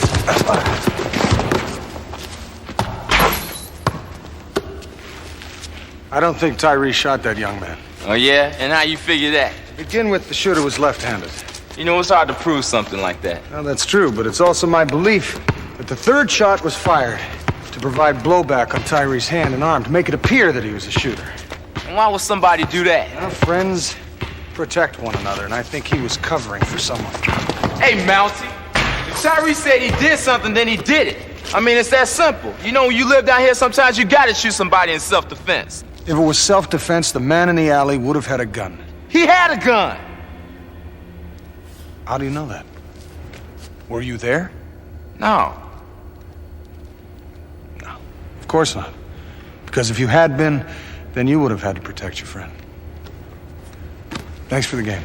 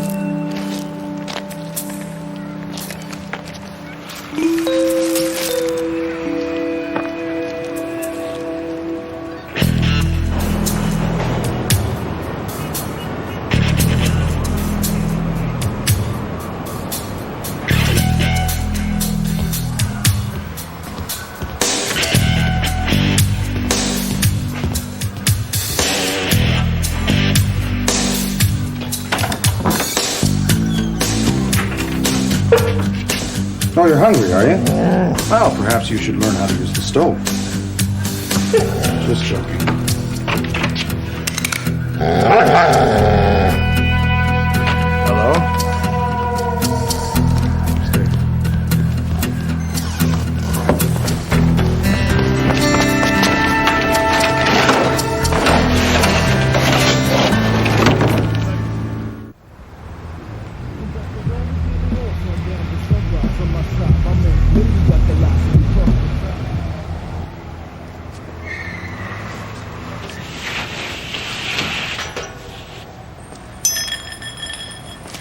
Whoa! Man, it's me, man. Put that gun away.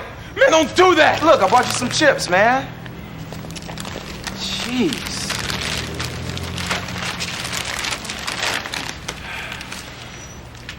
Mind if I join you?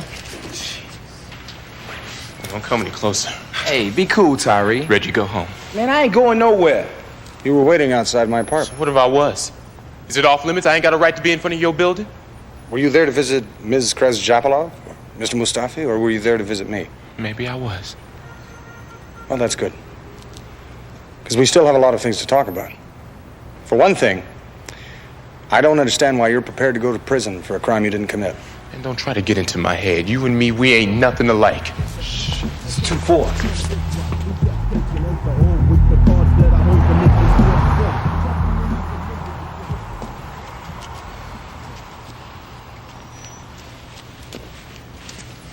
So you Canadian, huh? That's right, son. So that means you've been outside of Chicago. Yes. What's so different? Not that much. We have all the same stars, just there's more of them. So you grew up under the stars with the birds and weasels and wolves and trees and whatnot, huh? There was an abundance of wildlife. We got wildlife. They gunned down my daddy in front of me when I was 4. My father was also killed. You don't get over that.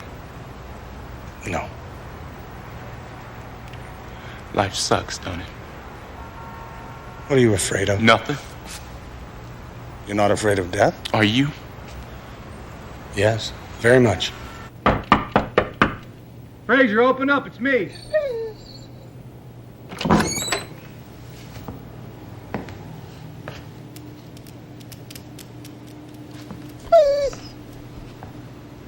What is it, boy? Is Frazier in trouble? You gonna tell me what's going on, Tyree? Why don't you go home, Reggie? You got a game tomorrow. You too, I need you, man. You don't need nothing. Look, you're gonna be golden, so why don't you just go on home? I got some talking to do with the Mountie, all right? You're not going to the game? This game you practiced for all year? The game you love? Well, it doesn't love me. In this neighborhood, who lives and who dies is all set at birth. Either you got the genes to hoop or you don't.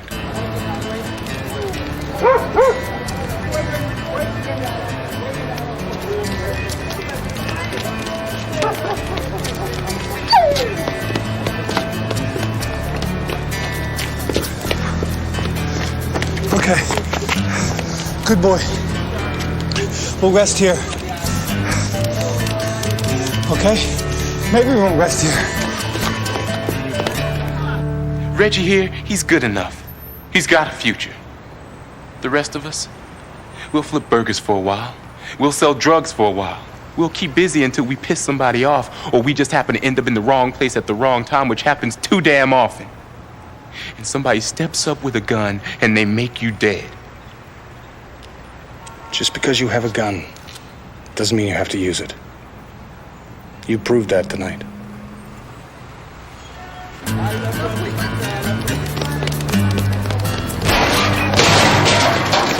See, they coming, man. Tyree, come on.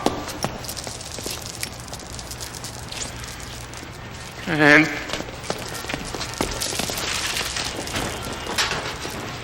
Ray, you okay? Yes, I'm fine. You sure you're okay? Oh, I'm fine. Did you hear him? He's fine. What did you drag me all the way down here for? It's probably just crying wolf. Hooray! Russell! All right, good hustle. Get your man. All right, take up. Block him out.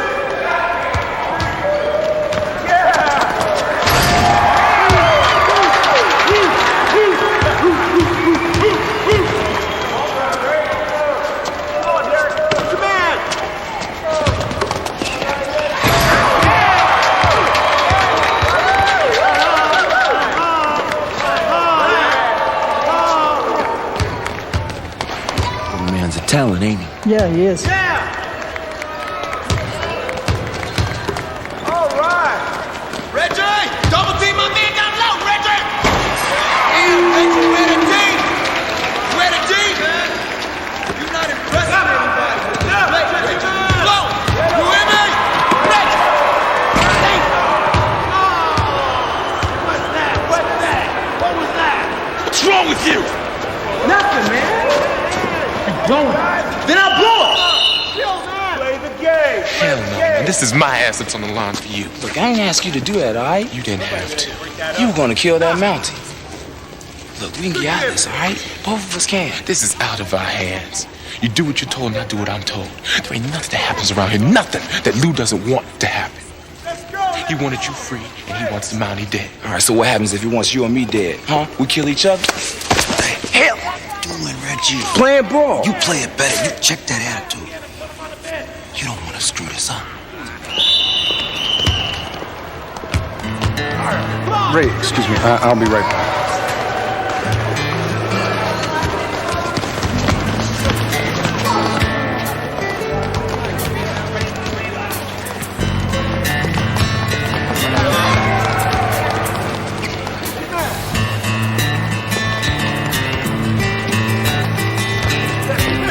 Good afternoon, gentlemen. You wouldn't happen to have seen a fellow carrying a...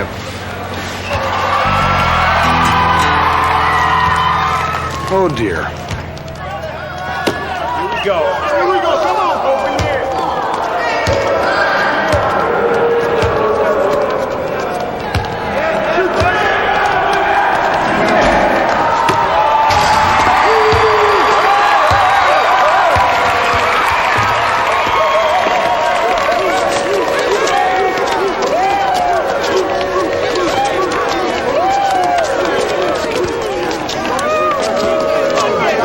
I'm impressed, Junior. I'm really impressed. That was a nice play. Thanks. Come on. Game's not over yet. Coming through.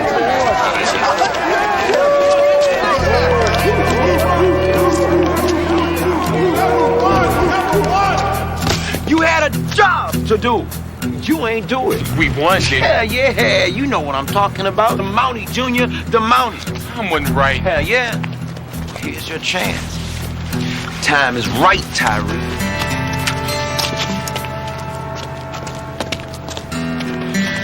Man, who's he hurting?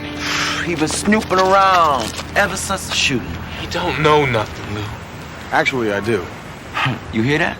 But you're not gonna shoot me. Do it, now.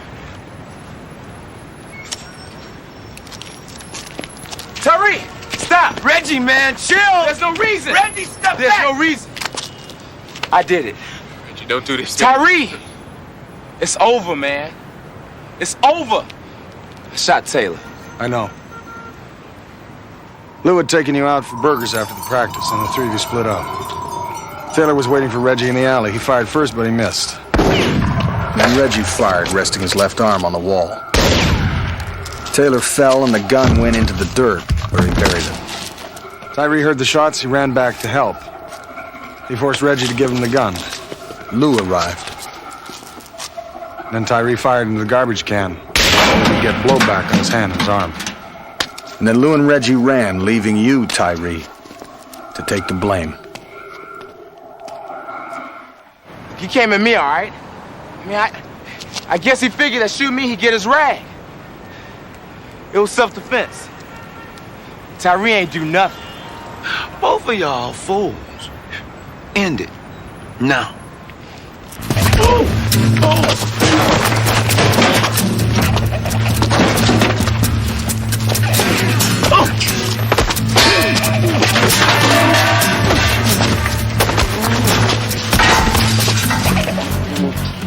Get him, man. That's enough, Lou. You're not gonna shoot him. What you say? You're not a killer. No. Let's make this right. You're not gonna shoot either. 'Cause I'm not a killer. No, I think you're an evil psychopath. But if you try, Detective Vecchio will blow your brains off. Out. Out. I'm sorry, I stand corrected. He will blow your brains out. Give me the gun.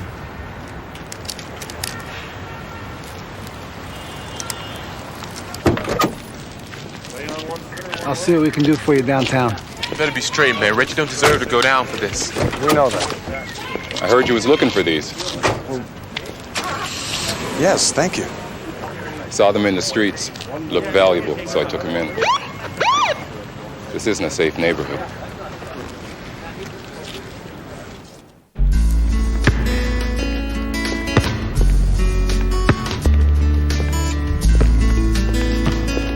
Hey. Hey. Hello. Everybody gone? Yeah. Sorry I'm late. Bad weather. Plane got off a little late in Toronto. Hey, you can't change the weather. Did y'all play today? Yes, and he played very well. Not well enough. For what? To play ball in college. You and almost everybody else on this planet. So what else you gonna do? Ain't nothing to do if not play ball. You gotta put your other assets to work. What other assets? This kid got any other assets? Well, apart from his loyalty, his integrity, and his brains, no, I don't think so. What about my dash and good looks? We're talking about assets, not drawbacks. All right, Tyree, I spoke with the state's attorney, and she's considering dropping the charges. How you doing? Isaiah, how you doing? Yeah, I know who you are. Ray Vecchio. So we gonna play today or what? Oh, yeah, give me the ball. Let's go. Man. Mountie, right? That's correct, Mr. Isaiah. I was wondering, since I'm in Toronto now. We mount the horses. You play basketball?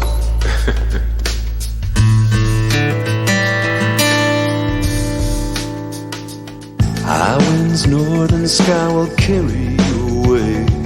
You know you have to leave here. You wish that you could stay. There's 4 directions on this map, but you're only going one way. Due south, that's the way I'm going. Due south.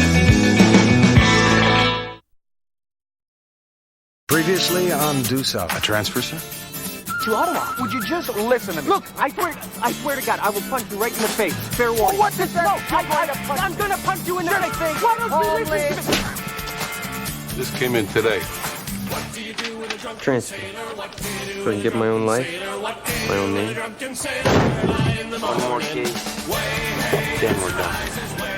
Seems to be a map. Of course it's a map. He's a pirate. Bad things stirring the waters. Ghost ship.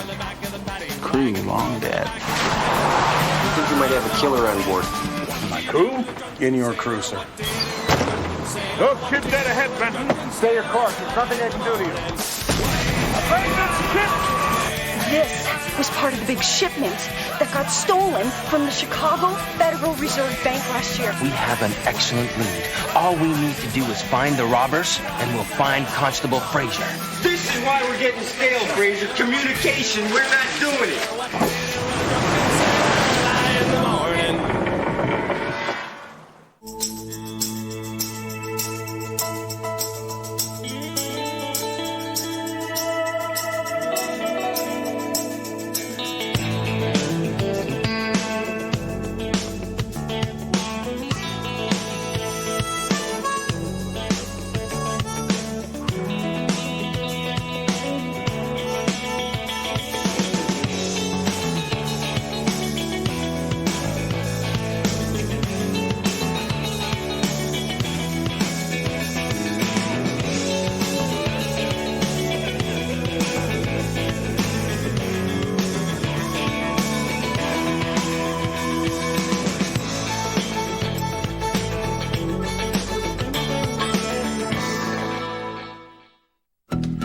It was a big heist, gentlemen, which means there was a big team.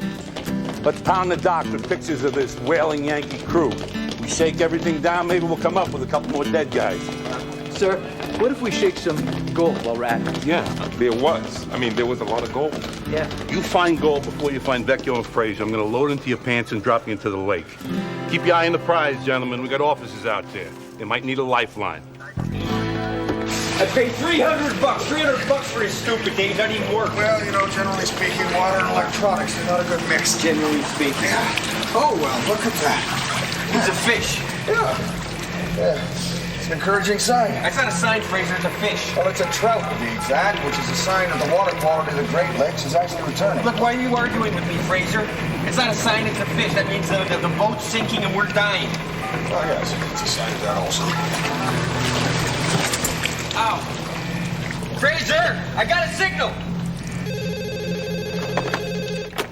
Detective Division. It's them! It's them! Get them on speaker. Where are you guys? Something. What sink? Kitchen sink, perhaps. Where is your sink? We're sinking! Give them the coordinates, Ray. I think we're roughly 47 degrees latitude. 47 degrees latitude! 85 degrees long. 85 longitude. Write that down. 47, 85. 5874. Got it. 4785. Dyslexia. Ray! Got that! Got it! Battery's dead. A license plate? Phone number, part of a phone number.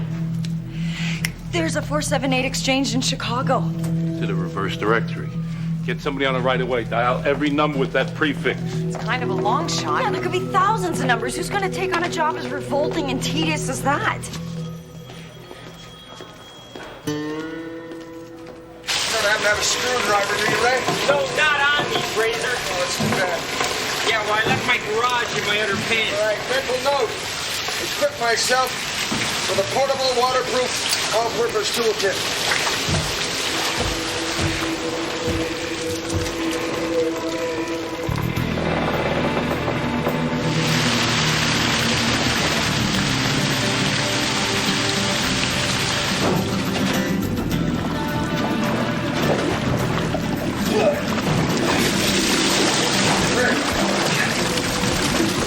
Ray!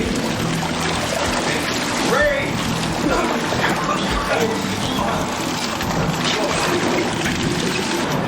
It's the darkest sin in here.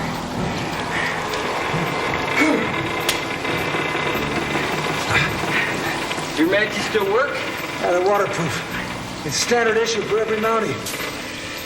They don't last very long. Come on, light another one. I think we should save the others for an emergency. And this is what, a recreational swim?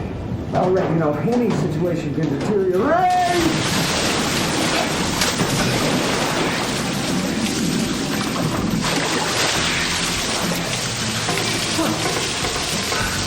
Oh dear. I think we're trapped. Anything? Next pier. Hey, what if you ran into a pile of gold? What would you do with it? Oh, it's a snap. I get a storefront, strip mall somewhere, open up a comedy club, call it the ad lib or the one-liner. A strip mall? Yeah, I mean, it's not big time, but at least you get a steady flow of business. Yeah? Yeah. Okay. Do one. What? Do a one-liner. Boys looking for a date? Tell me, how's it going? Pretty good. Hey, listen, you want to do me a favor? Just look at these photographs for us. Just take your time. You know her? Well, high school. She's grown up.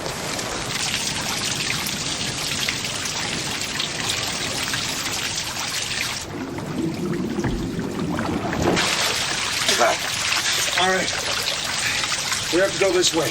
Come on, Fraser, hang on a second. 150 yards underwater? Well, meters, actually. Meters, yards? You think my lungs know the difference? It's our only option. That's an option? Well, no. No? What kind of logic is that? Well, it's logic of a kind. How? It's sort of like a strange loop. It's like Gödel's theorem. Who's Gödel? Gödel? Who the hell is Gödel? Gödel was a German mathematician. He found this theorem that loosely translated means everything I say is a lie. So everything he said was a lie? Well, right, except that what he just said was the truth. So everything he said was a lie and a truth at the same time? Exactly. See, it loops back in on itself. I see. This I get. This is blood. I can go with this. Right. Well, it's also a function of logic. Logic, see? There you go again. You always got to take it one step further, Fred. One step over the line. Why are you yelling at me? I'm not yelling. You are yelling. You are yelling at me. I can't swim. Right. Right. Well, then a quick lesson is probably what's called for right now, okay? Coat off. And I want you to try to think about... think of yourself as a flower that opens by day and then it closes down at night, all right? So think bloom, close. Bloom, close. Right, okay. What do I do with my feet? Just kick. Kick as though you were interviewing a suspect. You ready? Big breath.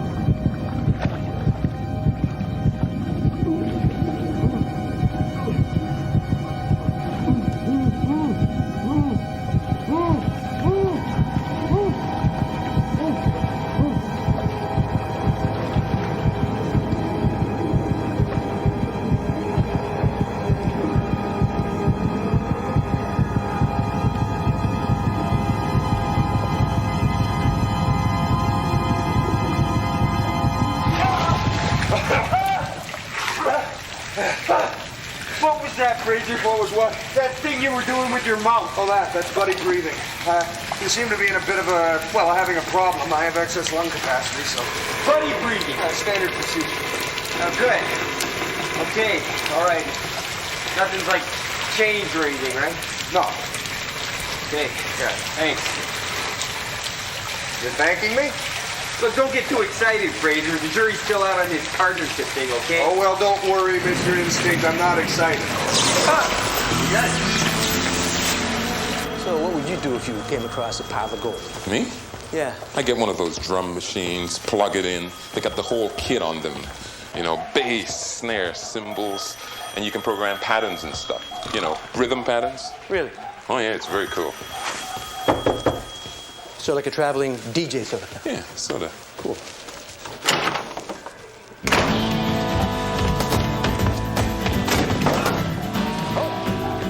Yep. Take it real easy, buddy. That's it. Fire extinguishers? You bet, Ray. Should make an excellent propellant. Fraser, you done this kind of thing before? Well, no, not precisely. Although there was one occasion when I was underneath a drilling platform in a fjord. It was just south of Clyde River. Come on, Fraser, just tell me the truth. Just say, I'm going to endanger your life. Ray, my friend, I'm going to endanger your life in a wildly bizarre way. All right.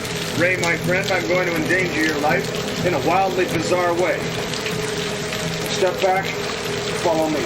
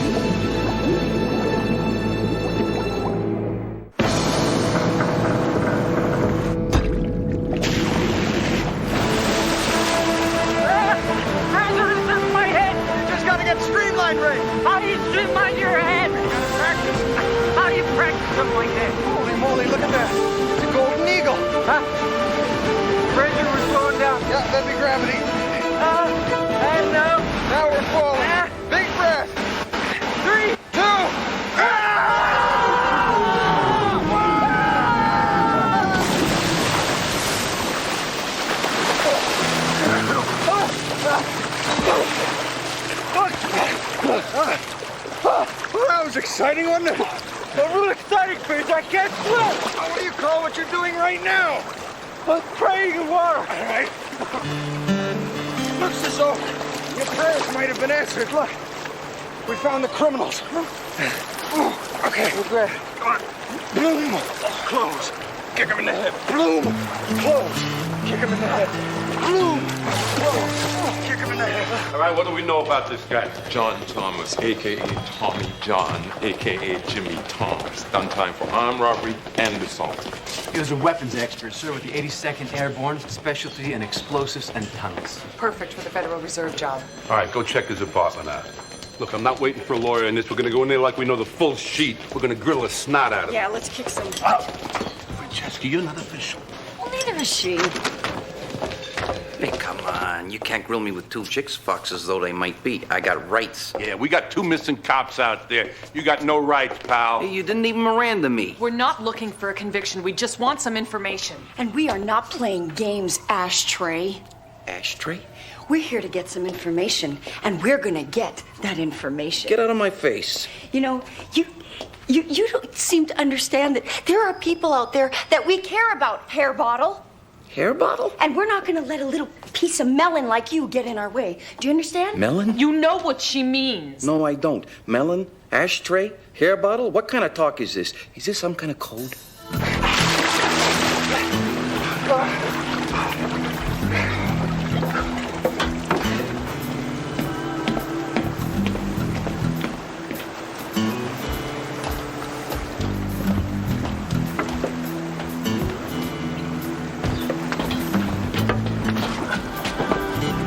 What the hell is that guy wearing on his head?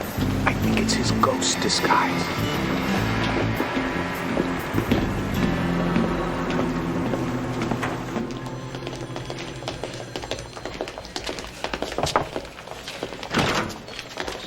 They got? Found a pay stub under his mattress. The Illinois Lake Freight Company. Guy's been working for them a year and a half after he went down on their ship. Take a lesson. That's real dedication. Gilbert Wallace, CEO, President, and Chief Bottle Washer, Illinois Lake Freight. I want to know everything about Mr. Wallace and his company. Everything. You got it, Lieutenant. You know what? I think we should work together. We do work together. No, I mean on the other stuff. Like, say you get your drum machine, I get my one-liner. Yeah. You know, I do the zinger, you do the rim shot. Yeah, okay. So we'll go, You go like Liz Jum and my wife is so... Like that? You have to wait for the joke to finish. Yeah, you got them all under control. Like I did that all in the Dardanelles. Yeah, it's coming up. Okay, take it away. Good.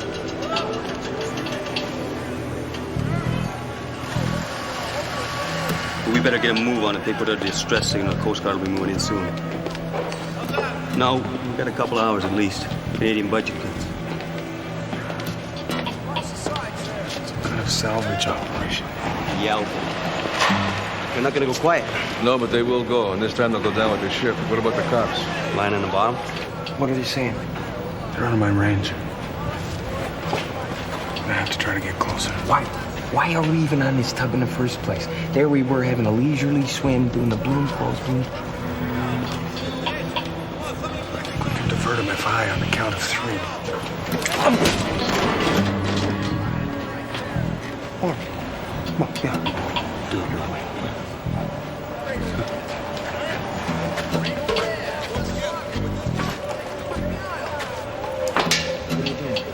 Checking the cargo. It's oil. What, you found something you can't eat? It's oil laced with PCBs. It's probably from discarded transformers. You can taste all that. Well, naturally, I try to keep informed of threats to the environment. Oh, naturally. Come on. All right, we got a gold robbery. Then we have a freight company. We got a real dead guy, map carved on chest, could be pirate, down in the basement. We got a crew made up of the undead. Now, can you tell me how this stuff possibly fits together? Well, let's start with the pirate. Patch, hook, he's got everything. I see your progress leaves something to be desired, Constable. Well, with only 4 numbers, sir, yes. Constable, 4 numbers are more than sufficient to locate it. 4 numbers? 4 tiny little ordinals. 4, 7, 8. You said he had a map? Yeah, carved right in his chest. It's not a phone number. It's coordinates. Coordinates? Map coordinates. He's giving us map coordinates. We need a map. Somebody get me a map! 4785. That's Lake Superior. Get a map of the lake. Do you have to do that?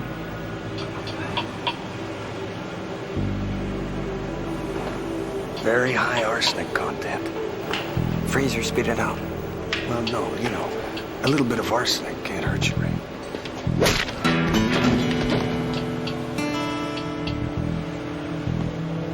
I think this entire ship is a floating toxic dump.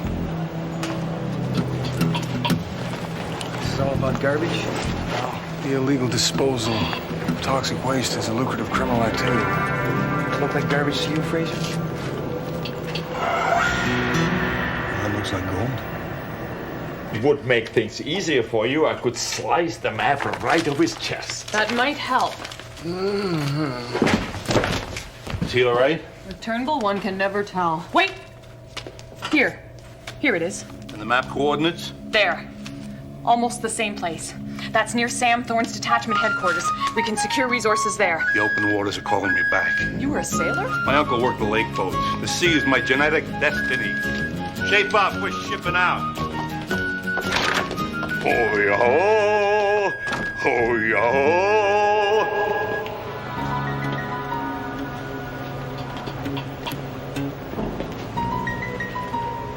Hey, what's going on? The cops got John Thomas. Can we get to him? Dumb play.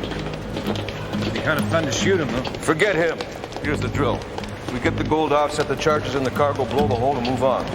By the time the cops figure out what's happening, we'll be just another shipwreck. Yeah, that's gonna take some time. You better get a move on. Okay. Diabolical. They're gonna combine the poisons with deadly explosives. It's a combination of arsenic, oil, PCBs. Well, it could lead to an ecological disaster of unimaginable proportions. You see, Ray, this vessel lies up current of 6 Fathom Shoal. And a toxic spill here would contaminate the St. Mary's River, which is one of the most fertile spawning grounds in the entire Great Lakes, and that in turn could set off a chain reaction that could lead to, well, it could lead to the destruction of life in the entire Great Lakes. Ray. Ray.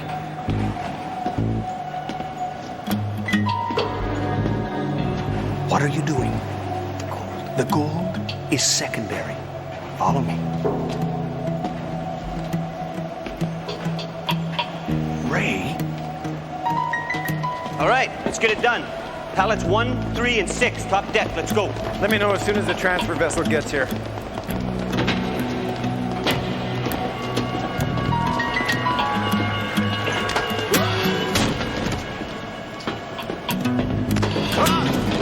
Yeah, under control. Henderson! Thompson! Don't go to sleep on me back there, huh? Keep at it.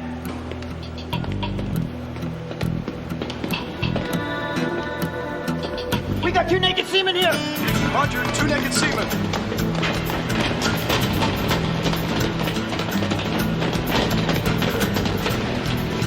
Find these guys!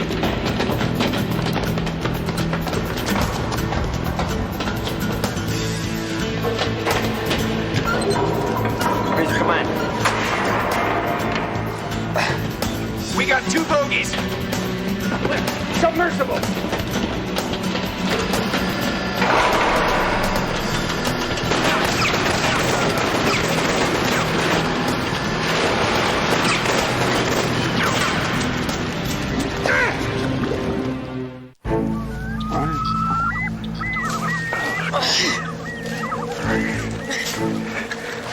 I thought Turnbull was supposed to be cutting this path. Knowing Turnbull, he's either taken a circuitous route or gotten himself entangled with some bears. Bears? There are bears in these woods? Fairly crawling with them, I would imagine. Great. Bears. Inspector. What are they doing? Hiding. But I can see them. New recruits. Although it seems they have I congratulate captured you on your Turnbull. impressive technique. Must be some kind of drill, I would imagine. Identify yourselves! Inspector Meg Thatcher, Royal Canadian Mounted Police, sir! Meg? My God. I haven't seen you since, well, since the incident. What brings you to this neck of the woods? We have 2 officers in trouble. Say no more! Follow me! Recruits to heel!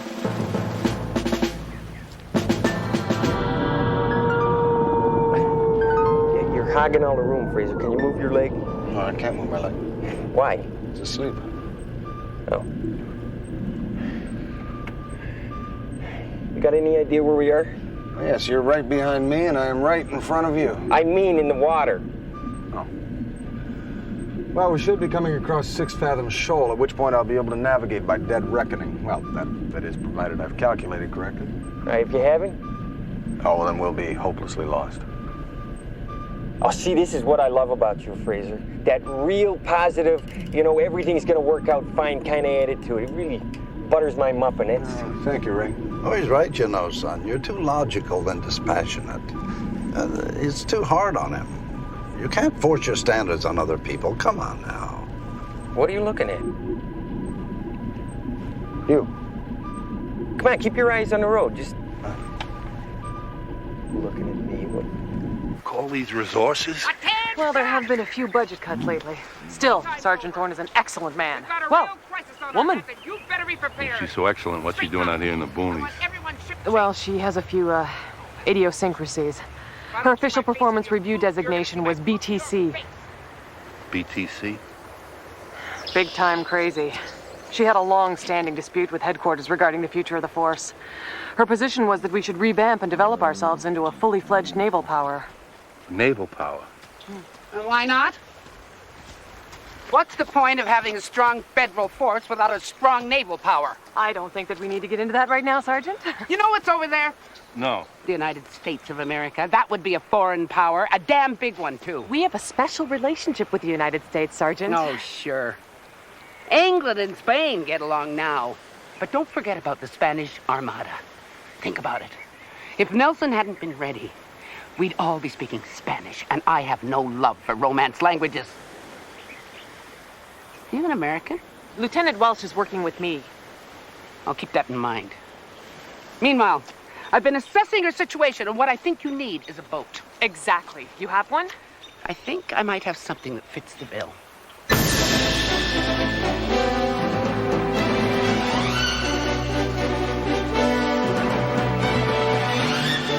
Demented.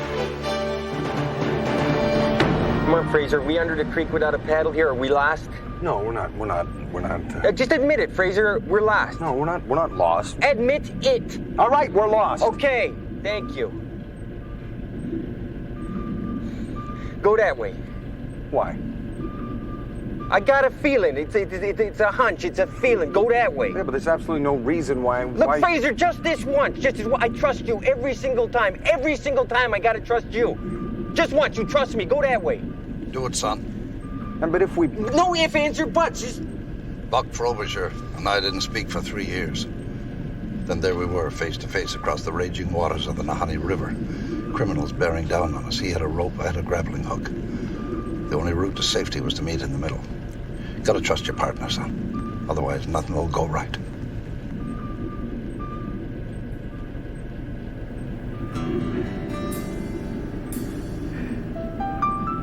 That way? Yeah, that way. All right.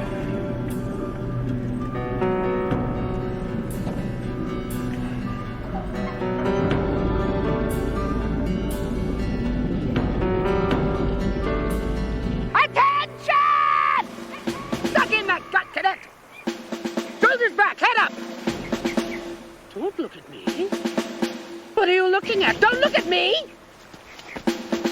You call this ship shape? I've seen tighter sheets in a whorehouse. No slacking off! Look around you! Attention!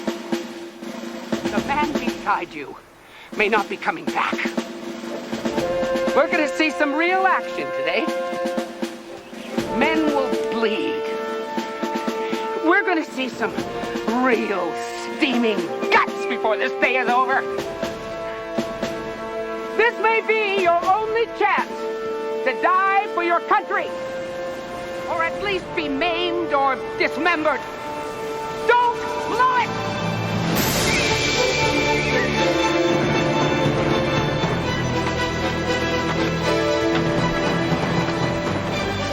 Shut me up, Captain, sir! Not right there, sir. Nothing, Captain! Nothing on the port bow, sir! Anything! All clear here!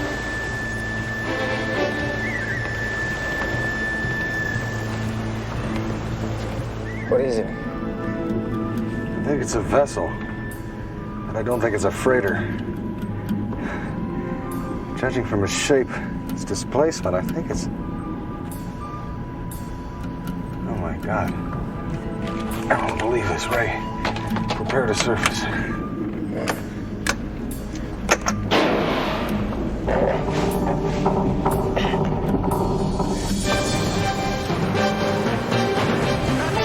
Unidentified submersible off the port bow!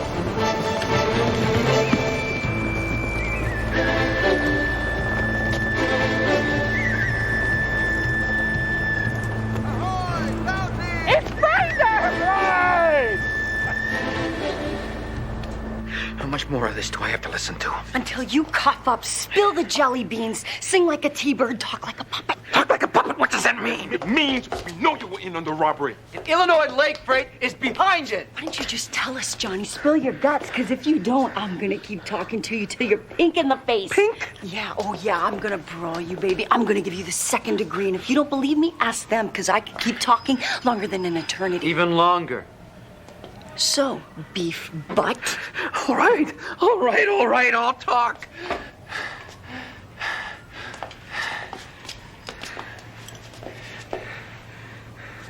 It's like you said. We did the robbery for Wallace. What about the boat and the sailors? We blew the reserve and put the gold onto a Hercules. Flew north to a small strip of Manitoba, but flying low, under the radar. We hit a squall, went into Superior. Just off of 6 Fathom Shoal. Yeah, come on. We've been trying to bring it up ever since, but it's not easy. We had to make a mini Bermuda Triangle. That's where Wallace got the idea for the ghost ship. Dress up like the Robert McKenzie, he said, and scare everybody off.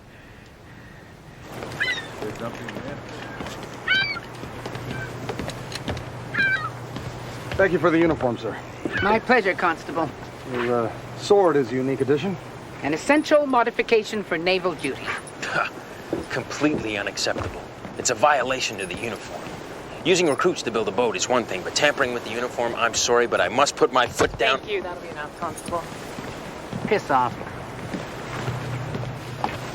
Jack and Dewey moved in on Illinois Lake Freight. Looks like you were right. They're dumping massive quantities of toxic waste on consignment. That's how they finance the Federal Reserve job. Thank you for that expository information, sir. Has been any word from the Coast Guard? Still more than 3 hours away. All right, it's up to us then. Fraser, why is it always up to us? How quickly do you think you can get us there, sir? Full sails. Good wind. 33 minutes and 17 seconds. We have a full complement of cannons. Our men have been doing gunnery drills for weeks. We're in fighting trim. Just give the word. Sir, as ranking officer. Set the sails! Set the topsail. Aye, aye, sir.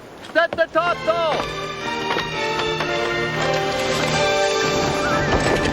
Them as what dies will be the lucky ones. What are you talking about? Wooden ships and iron men. Oh, it's good to be back at sea again, son. You've never been at sea, Dad. Well, I've been contemplating a cruise. The roll of the waves, the glare of the sun, the exhilaration of the wind, dinner with the captain, Polynesians. Well, it's romance. This is romance. Got the feel of romance about it, son. Oh! Heave! Oh! Heave! Oh! Heave! Hey, Yank. What? You got something of the sea about you. I used to work the lake boats with my uncle. I thought so. You got a good spine. No. Illinois. Chicago. Fraser,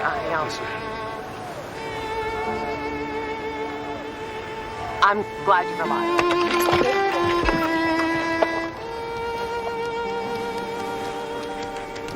Then put it down and submit sail. But let me tell you something. I find you an incredibly aggressive young man.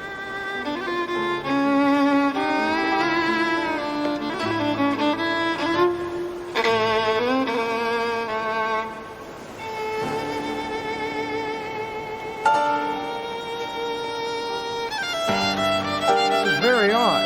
It's high noon and the sun is setting. Ah, that's romance, son.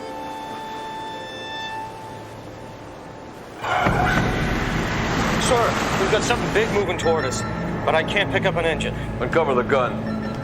Whatever it is, we'll blow it out of the water.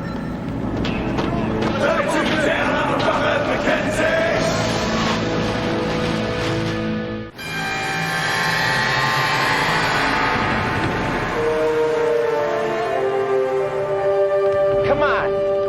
I don't like this. They got a big metal ship, we got this little wooden boat. We have the advantage of surprise. But they can see us coming. Oh, Ray, imagine yourself at sea. And suddenly you find yourself set upon by members of the Royal Canadian Mounted Police and the Chicago Police Department in a vessel that is a replica of the HMS Bounty. Well, wouldn't you be surprised? Depends. Depends on what? If I could see you coming. The time is upon us.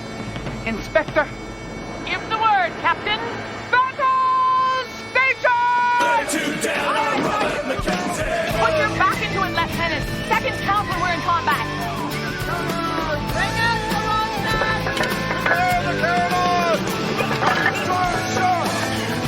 Gun is ready, sir. 8 seconds. Not bad, sir. Thank you, sir. Know how to do this? Standard training. Run it up! You never know when a ceremonial cannon might need to be fired. Come on, come on. They're right behind us, coming up hard.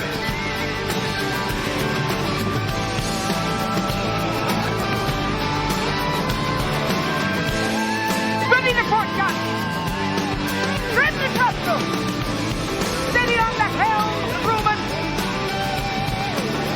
Ready? I know, Natty. Good luck. Astron, ready! Full elevation! Elevation, guys! Port gun ready, sir! Fire when your gun's there! Fire on the piece of the roll, Lieutenant! That way we'll get more height! Run up the gun!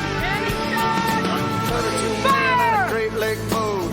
Couldn't feel it from the bay. 28,000 tons of coal on a cold November day. 800 feet, that's a more long. 80 feet across. Steel mills uncontrolled. Our destination through the frost.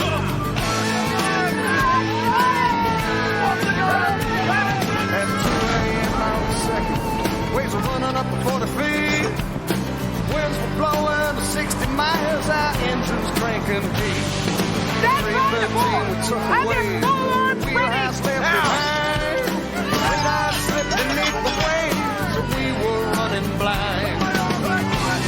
Hear me call across the waves, if I don't come home tonight, I will make it home someday. Steel boats, Iron Man, 32 down on the rubber.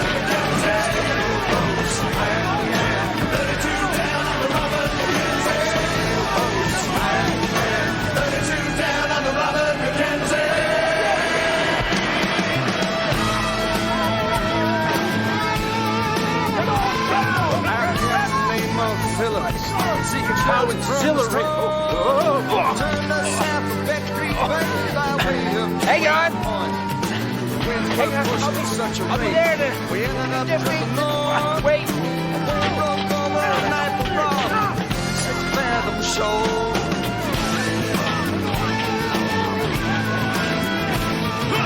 Wallace, headed for the cargo hold, right behind you. Ready? Go. Men were caught in metal jaws. Flames burned out of hell. The sun kept running all the lights ablaze. Not one man would be found. The captain's last transmission failed. 31 men down. And Iron Bottom Smithers, you still breathing?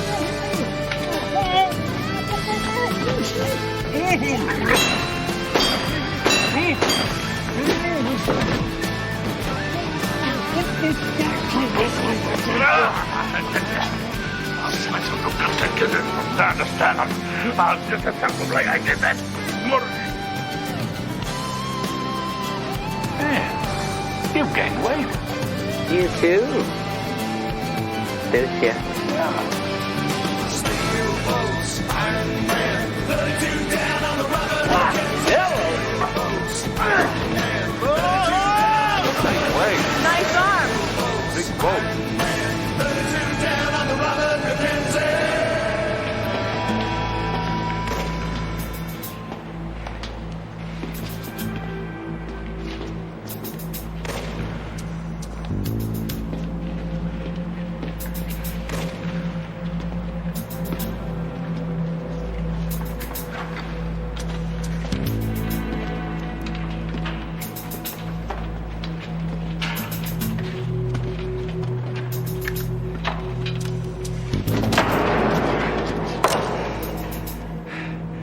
You should lower your weapon and surrender. Maybe I should just feed you to the fishes. Andy Calhoun, oblique stroke Vic Hester, you are under arrest. You have the right to remain Am silent. I missing something here?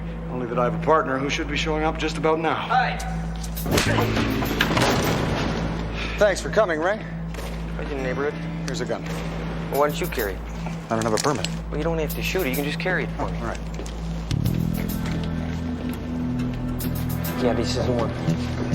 Take your hands away from the device and stand up. It's me. Still lost. You see, I've been drinking more and looking for the commode. Oh, ow!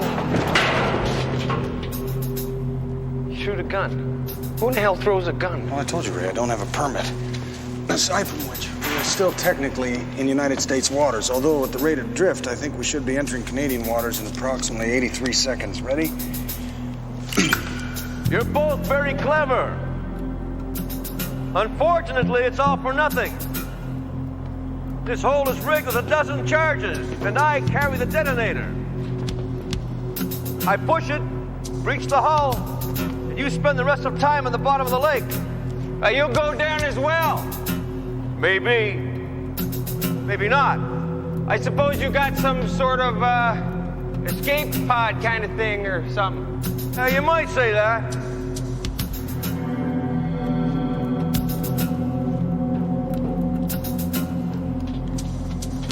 You should have let this one go, Mountie. Hell, I didn't make the stuff. I'm just taking out some garbage from some lazy companies who are paying me good money. If I wouldn't have done it, somebody else would have. You systematically polluted the Great Lakes for your own profit. You planned a gold robbery. You murdered 6 men in the process. And in a final act of viciousness, you're going to sink a toxin-laden ship, causing untold damage and destruction. And for that, you must face justice. I hate to tell you this, but Justice and me are never going to be great pals. I hope you enjoy your stay at the bottom of the big lake they call Gitchigumi. Me? I'm going to be in the South Pacific. Possibly. Right now, my friend, you're in the Dominion of Canada.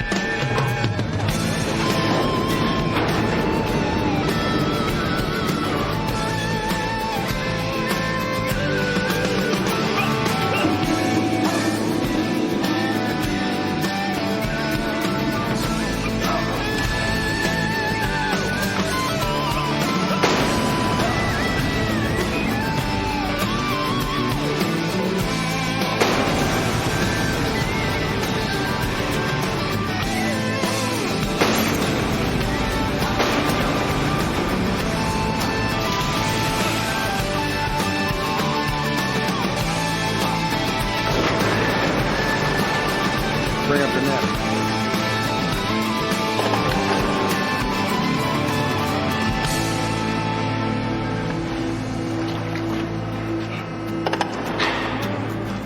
This vessel sits above the wreck of Robert Mackenzie. Brave men lie below us in these waters, men whose names and reputations you used. This is their graveyard. You didn't think they'd let you get away with it, did you?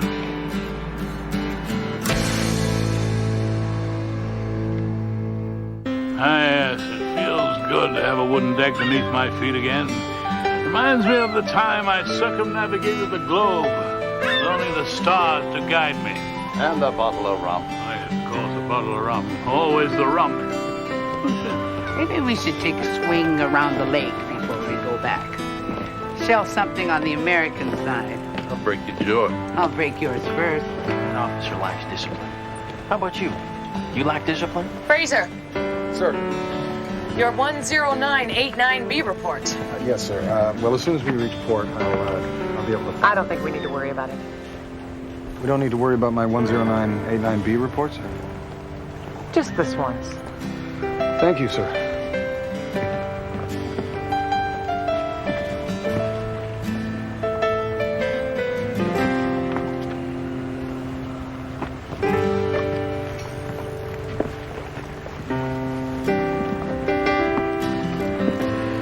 So, transfer, you thought about it? Well, it would be the logical career move. I know. That's what I think. That's what my instinct tells me.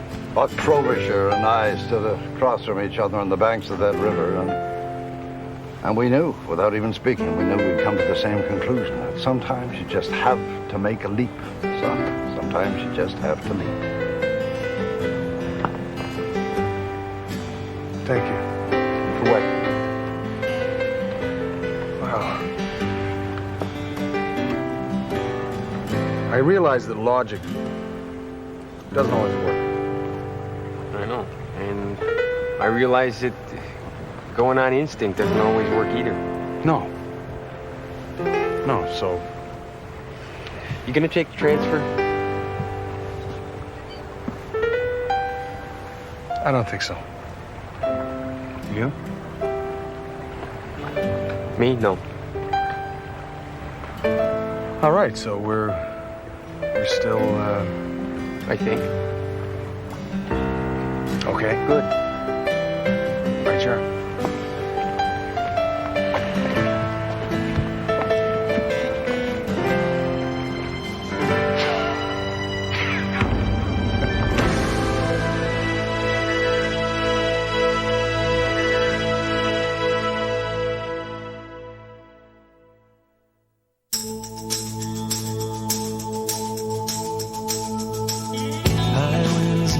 Sky will carry you away. You know you have to leave here. You wish that you could stay. There's 4 directions on this map, but you're only going one way. To the south, that's the way I'm going. South, south of my traveling shoes, I'm down the wrong way.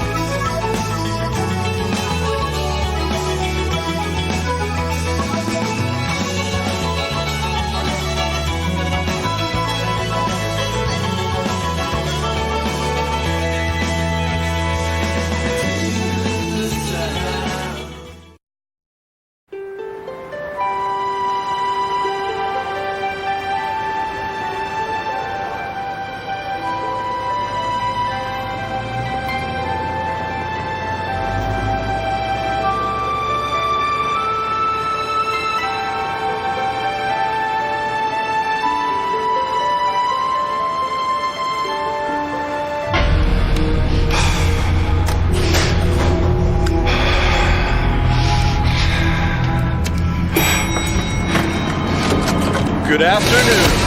Get down on the ground. Get down on the ground now. On the floor now. Nobody move. Hard on the ground. Keep your head down. Now. Get down there. You. Don't get standing. Sit down. Get out of the chair now. Come on. Get down. Stay there. Get down. You hear me now? Security. Come on. Shut up. Nobody move. Straight up.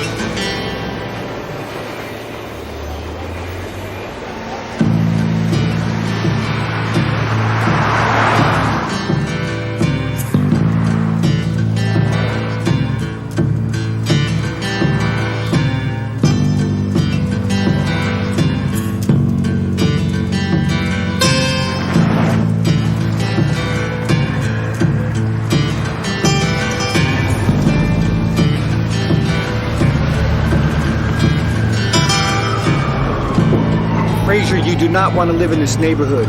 Cops do not live in areas like this. Most people we bust won't even live here. Why? It's central, convenient. I can walk to work in 7 minutes. Not without backup. 231. It's just up on the right. Do me a favor, let's just turn around. I'll take you back to your hotel. Oh, I can't. I checked out. The windows wouldn't open. Frazier, this is Chicago. The only reason to open a window is to get a better aim.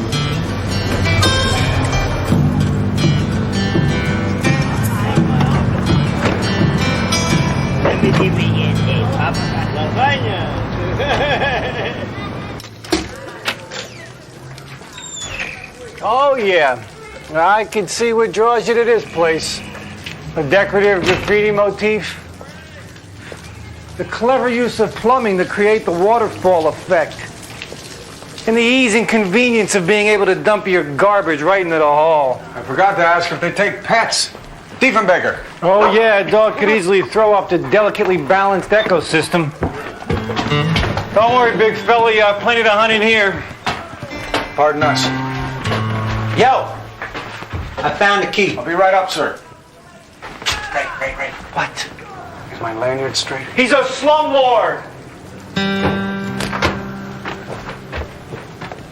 Up here, on the terrace level, is where you get your great view. Of course, it costs a little extra, but it's worth every penny. Is there a terrace? No. Would you like to see my references now? References? It's like a rap sheet.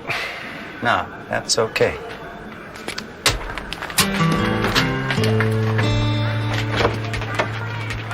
Mrs. Garcia? Mr. Campbell? Hello, Mr. Mustafi.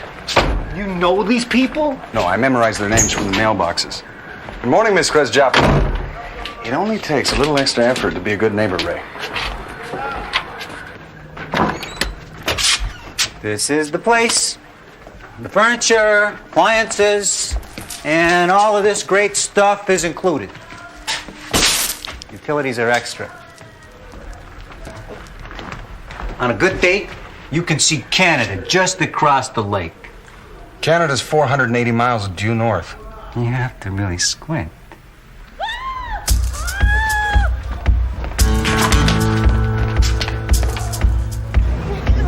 Get him! Get him! He's got my bag! Excuse me. I'll be back. Deef, go!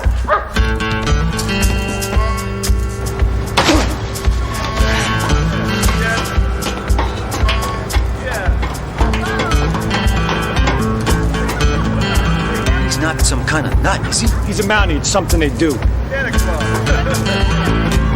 Hey, Betty, you wanna hold up there? Hey, are you taking the place or what?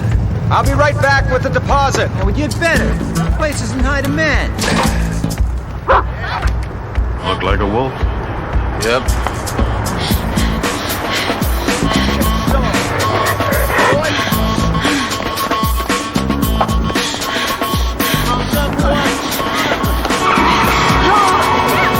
Hey, watch it, you stupid!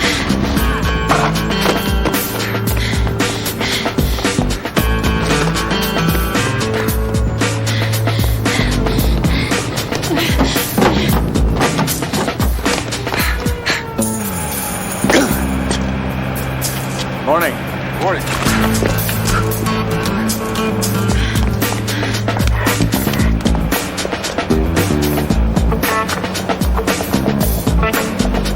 Well, come on. You gonna help me or what? Well, look. This was a mistake. Okay, this is good. This is fine. Whoa! Don't shake it!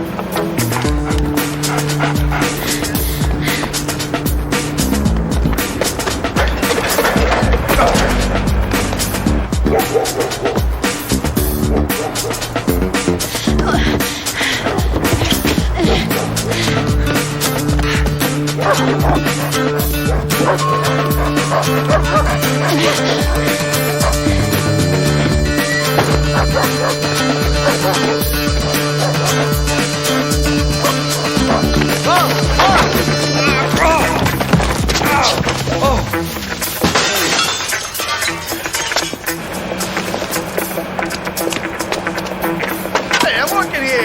sue me.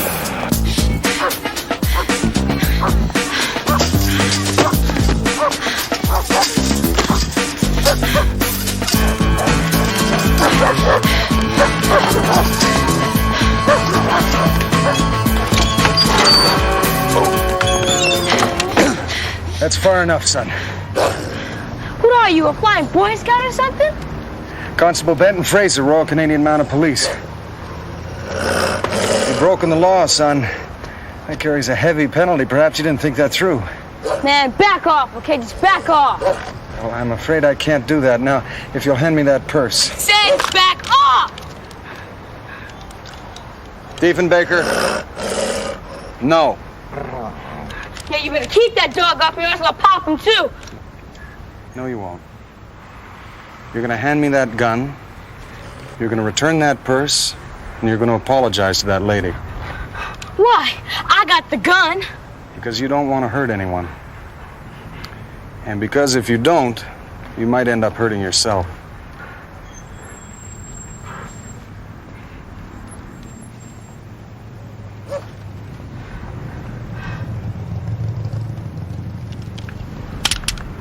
You know, you lucky, cop, because I could have shot you right through the heart. I don't think so.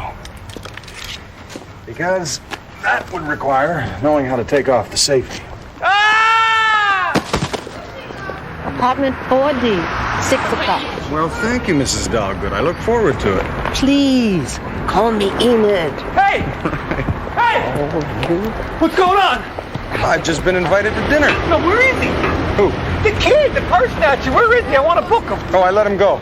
You let him go? Well, he apologized and promised never to steal again. You just let him go? Well, not without a stern warning. Also, he gave me this.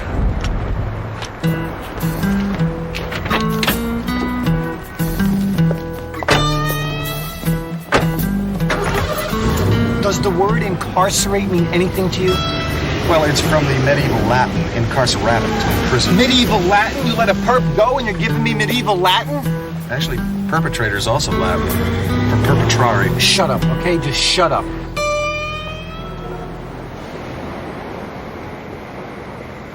Now, you strike me as a man who has only one thing on his mind. You're saying to yourself, why do I need another all-purpose cleanser? Now, Dandy Cleanser isn't just any cleaning product. It removes rust, stains, mildew, and always leaves a dandy shine. Hey, look, you can see your face in it.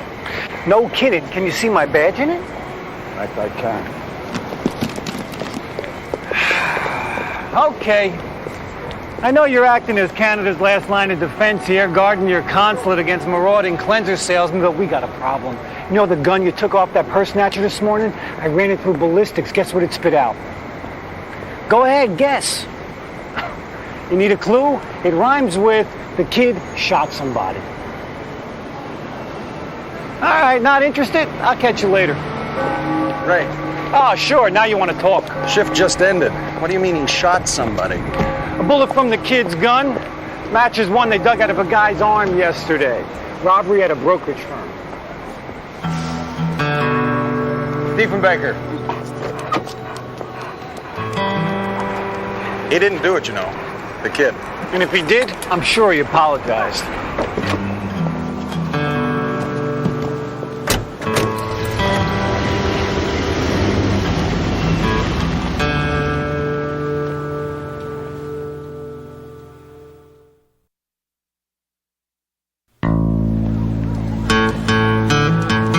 Okay, Mr. Hammond.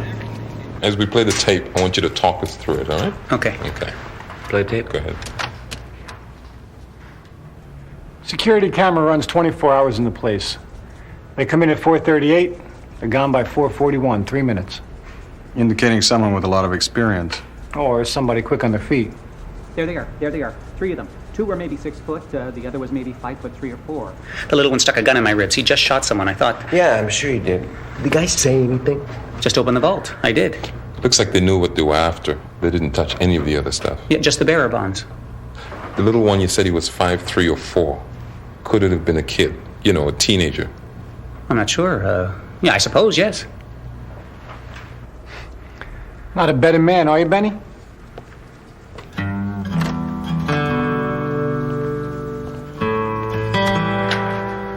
Edward William, age 13. Quite a little record here, Willie. 7 arrests, first at age 10. Petty theft, more theft. I had to support my mother. You don't have a mother, kid. He also has no conviction, so you shouldn't even have that list. We don't need it. We checked your fingerprints against the gun. The only ones that come up are yours. You're going down for this one, Willie. I told you, I found it somewhere. You don't have to tell them anything, okay? Well, that's true, but I'd suggest it's in Willie's best interest to talk to us. If you are innocent, son, the police have no reason to incarcerate you. Not from around here, are you? I'm supposed to trust you? Well, I think you know you can. Look, all I know about cops is all they want to do is just put you away. All right. Ray, I think we've done all we can here. Yeah, the kid's boring me. Hey, wait a minute. You're not going to offer me some kind of deal or something? No. All I can give you is my word that I'll do my best for you. Not good enough. She said it. I understand. Ray? Too bad, kid. Good, let him sweat. Punk will crack in 20 minutes. He's scared, but he's a pretty tough kid. I don't think he'll respond to threats. Nice job, Vecchio. Is that a compliment, Jack, or do my ears deceive me? Oh, don't be so hard on yourself, Ray. Sooner or later, you have to solve one case. Did your Mountie friend help you? Benton Fraser, Deputy Liaison Officer. Jack Huey, Louis Gardino. Actual detectives. Or as we call them, Huey and Louie. It's Louis, Vecchio, and I don't like your mouth. Touchy Louie. You want to see Touchy? Yeah, I do. Easy, fellas. Look, if you'll excuse us, Detective Gardino and I have a suspect to interrogate. Thank you. Hey, Jack, that's my pinch. You talk to that kid without me, I'm taking this to the lieutenant. Sure, Ray. If you think your record will support that, go ahead. Are you maligning my record, Jack? Hey, we're all on the same team. These men are highly skilled investigators. I'm sure if they need our help, they'll ask. Oh. Absolutely. Absolutely.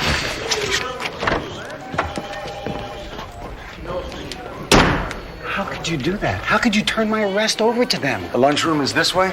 Do you know how many times an offender falls right into your lap? How many times do you think that happens? Huh, Fraser, how many? You know what your problem is? You think if you're nice to people, people are going to be nice to you. If you make this or scrape it off the street. Salmon, right? Thank you, Hugo. You know, maybe up in the Arctic Circle you cooperate with your cop buddies. I mean, who's going to fight over ice, right? Well, actually, there was an incident once. I don't want to hear it. The point is, down here you make your own cases or they turn you into a bicycle cop. And how do you know his name? It's written on his shirt. This is what's wrong with you. You don't know what's important and what's not. The name of the vending machine guy, this is not important. This is a detail you do not need to record. You want to record a detail, try this. That was my case. Okay. The kid says you'll only talk to the guy in the hat. Could you? Thank you very kindly. I'm with the guy in the hat, fellas. You're not. I told you, I didn't shoot nobody. I never even saw the gun before yesterday. Where did you see it? Someplace. Like in your pocket? Interview's over. I'm sorry. May I? Why don't you tell us how you found it, Willie? I was on my way home from school. Okay, the track. And I see this lady come out of this building on Michigan Avenue. You got a number on that building? Oh, yeah, right. I wrote it down on my laptop.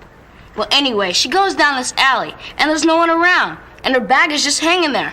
So I grabbed it and took off. I get away, find the gun in the bag, end of story. Afraid not, Tolstoy. You see, you happen to steal a bag which happened to have a gun in it, which happened to be used in the commission of a major robbery. So I had a bad day. So tell me something I don't know. This woman. Can you describe her? Depends. Can you get me out of here? Right. I know. You'll do your best. No way. No way is that kid gonna walk. Lieutenant, we got his prints on the gun and it was in his possession. The kid's a pickpocket. He could have gotten the gun anywhere. Your own eyewitness can't even place him at the scene, Louis. One of the offenders matches his height in frame, Ray. Oh, yeah, you're right. Why try to find out who did it when you can blame the nearest 12-year-old? I know a toddler you can arrest for assault. That's enough. You and me on the roof. All right, come on. Oh, easy now. Detective Vecchio, I could have sworn I specifically assigned this case to Detective Huey and Detective Gardino. That's right, Lieutenant. Our case, our call. Shut up, Louis. It's Louis, sir. Lieutenant, can I help it if the kid will only talk to a Mountie? Ah, yes, the Mountie. I thought they sent you back up to the Yukon. Well, they did, sir. and then they sent me back here again. I'm afraid I'm not all that well liked up there, sir. By up there, you mean? Pretty much all of Canada, sir. The wolf is not involved in this, is it? Only peripherally, sir. Permission to speak freely, sir? See, this I like. Permission to speak freely. Go ahead, young man. Lieutenant, Willie Lambert is a petty thief. If he'd stolen $1 million in bearer bonds, he'd hardly be on the street the next morning stealing purses. Good reason. Louis?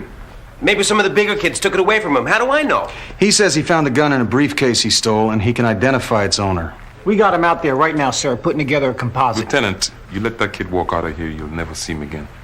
Are you willing to take responsibility for him?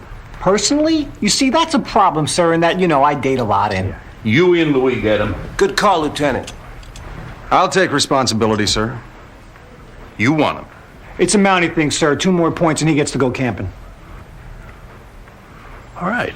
You got him. Wait a minute, Lieutenant. Thank you, sir. Oh, one more thing. If you lose him, Vecchio loses his shield. It's perfectly reasonable, sir.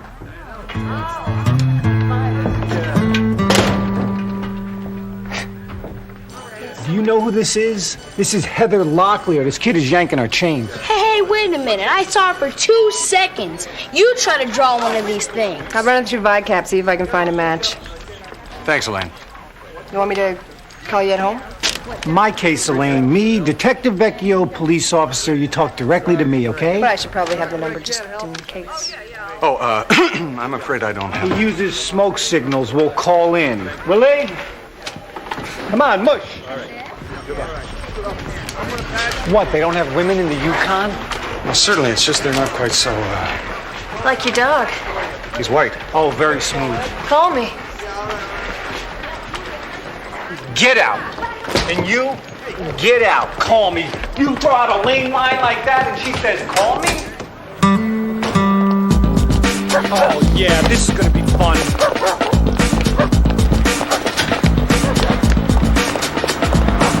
that kid!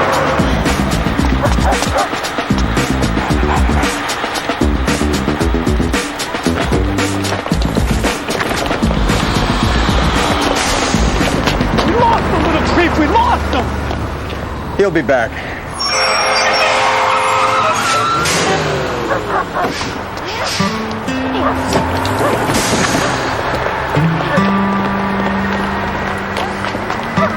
Can I just say I really appreciate the trust you placed in me? Yeah, right. My sister was on that bus. I just wanted to tell her that I wouldn't be in school for a while. You got one more chance, kid. One. Okay. You want evidence? I'll show you lots of evidence. Jeez. No, where is it? It should be here. I dropped it around here somewhere. Nothing fits the description, Willie. Man, maybe it was stolen or something. Oh, yeah, right. Again? Maybe you noticed this isn't the best neighborhood, cop. This kid is making me very angry.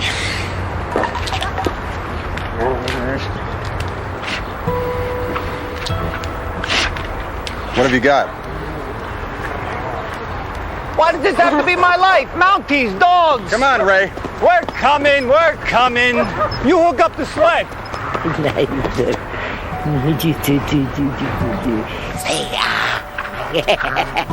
Yeah. It's your dog? Yes, ma'am. Oh, nice dog. Good listener. Actually, he's deaf. Oh, nice dog. Okay, so what do we got? There it is. Ray, this is, Celeste. Enough with the names. Police, give me the bag. Oh, I come said, give me the bag. Ray, please. Excuse me, ma'am. That briefcase is needed in a criminal investigation, and we'd be most appreciative of your cooperation. $50. Ray? I'm not giving her $50. No, I'm afraid all I can give you is $5. Why this money is blue? It's Canadian. Oh, I'm not. All right. Give me the bag. Thank you, ma'am.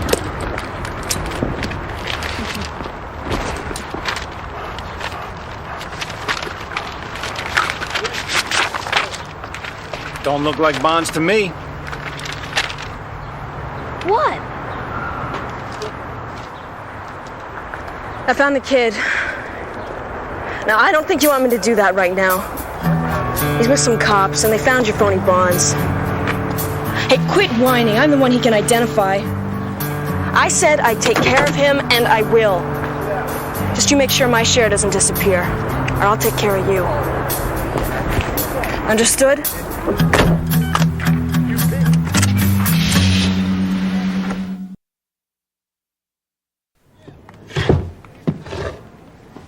I'm warning you, Willie. I'm not taking any more from you. If I find the bonds in here, kid, you're going away for this. I didn't take no stupid bonds. I don't even know what a bond is. There wasn't anything else inside the bag? Certificates with seals on them? On my sister's life. And I do have a sister. Oh, yes? So where is she? Around. Is she the one who does the shopping? She's been busy, okay? So you two go home, get some rest, and we'll start fresh in the morning, okay? He can't stay here. Well, he's not staying at my place. Can you make a bed? You mean out of twigs? Satisfied? Couldn't have done better myself. So, I took out the trash, washed the walls, and made the bed 8,000 times. What's next? Maneuvers? Here. For what? You earned it. Yeah? Yeah.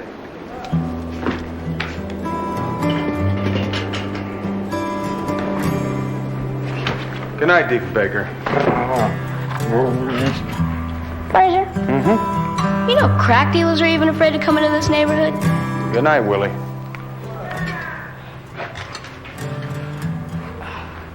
Fraser? Uh-huh. Why is this money pink? Good night, Willie. Good night.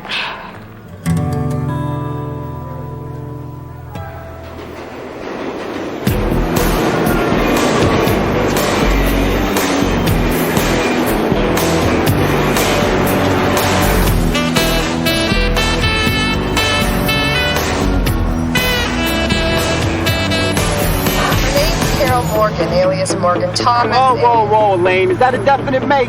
According to the FBI. Is Fraser with you? Fraser doesn't work there, Elaine. I do now. About the suspect. Armed robbery, 3 arrests, 1 conviction, all in Florida. Long way to come to steal blank paper. Indeed. Fraser, is that you?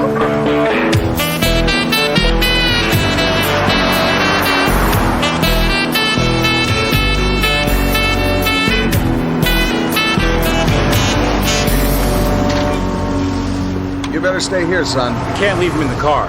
He'll be fine. Absolutely. Deef. Stay.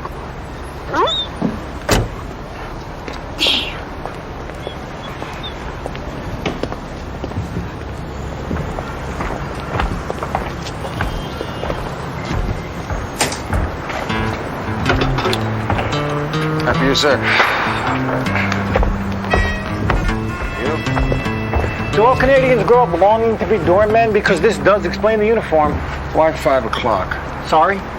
Why pick the busiest time of the day to stage a robbery? So you can disappear into the crowd. Still, you think of all these potential witnesses, the difficulty in making a getaway? I mean, Can we talk about this inside?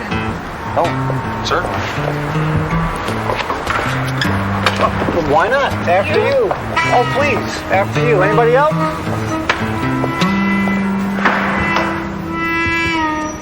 Do you recognize this, Mr. Hamlin? This could be it, but it's hard to say. Every financial firm in the city uses these. Could you have made a mistake, handed the thief the wrong portfolio? Well, don't I wish. But the auditors will comb this place from top to bottom. If the bonds were still here, they'd have found them. Is he... Observing. He's very thorough. So I see.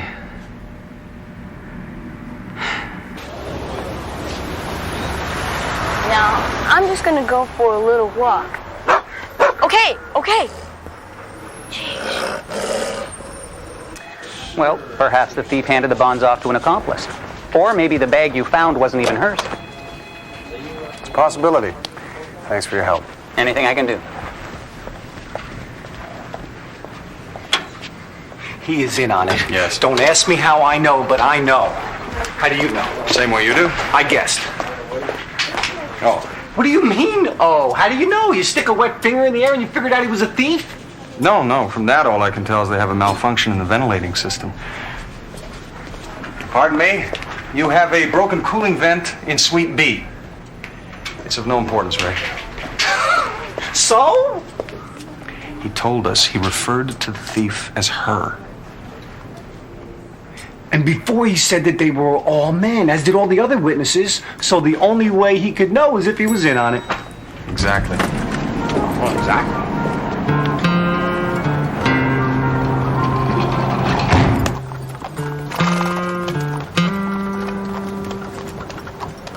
See? We could take a ride through the park. I mean, it's a beautiful day. Man, you're a real pain. You know that?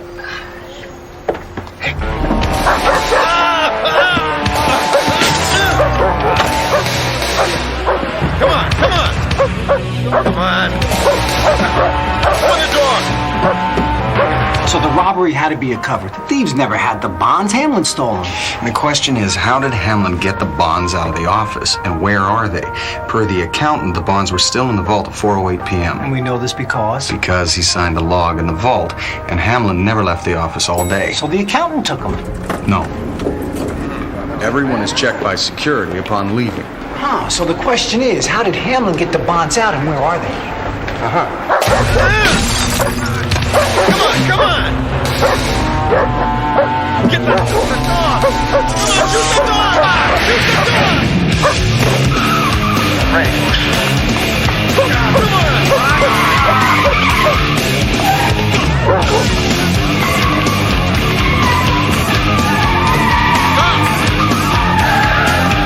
Ranger!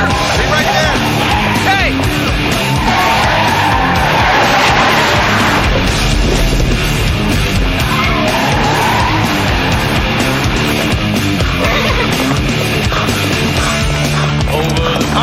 What the? Go! Good to see you, Betty! Good to see you, Ray!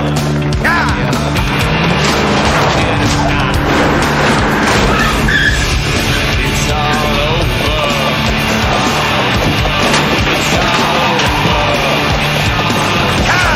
Just like I told you. It's all over. Over the sky. And into the future. You do what you can in this world. You do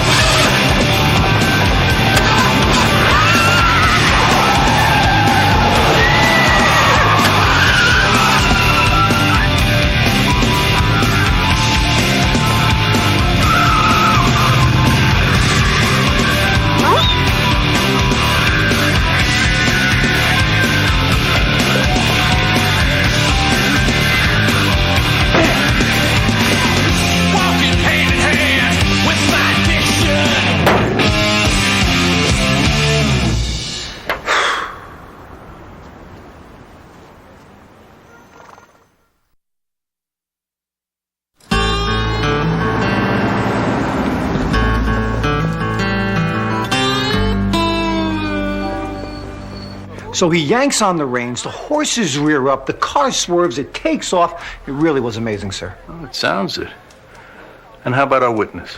Oh, yes, what he did was He ran away. more or less, yes. What a shame. No one is more chagrined than myself, sir. We got there too late. Hamlin's gone. Oh, one disappointment after another. Perhaps if you had thought to call in before you went cantering through the park. But these judgment calls are so difficult to make. Yes, that's true, sir. You really had to be there. Would 5 o'clock be enough time to clear out your desk? I mean, I don't want to rush you, but we could use that space for actual police work. 5 o'clock would be... Rush hour. He's just now picking these things up, sir. It has nothing to do with rush hour. No, it just gives me enough time to pack. Permission to leave, sir. Oh, yeah. I better look after him, sir. Hamlin couldn't have taken the bonds out himself, and he couldn't risk the bonds being missed. So they had to remain in the vault until just before the robbery. But if he was in on it, why didn't he let the robbers take the bonds? You know, Ray, when I was a young man, my father told me one thing to always remember about thieves. Actually, he told me 2 things, but I've forgotten the other one. Anyway, the important one is that despite the adage, you will rarely find honor among thieves. You can't remember the other one? It was something about tying your wallet to your underwear. I was very young at the time.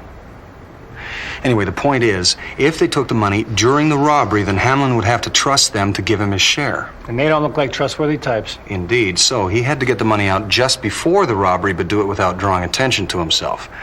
It would have to be a normal occurrence. Something that happened every day just before 5 o'clock. The courier. That is so stupid. It's simple.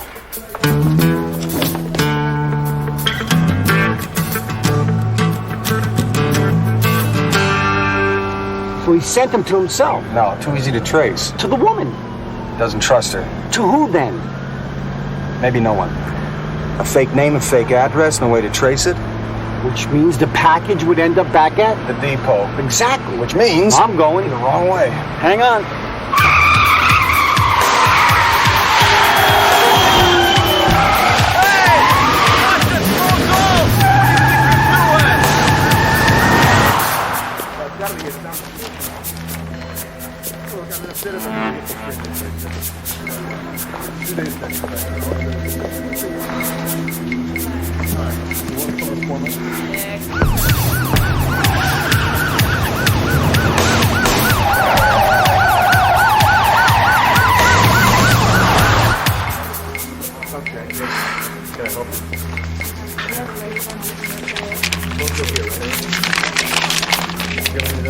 My cut, remember?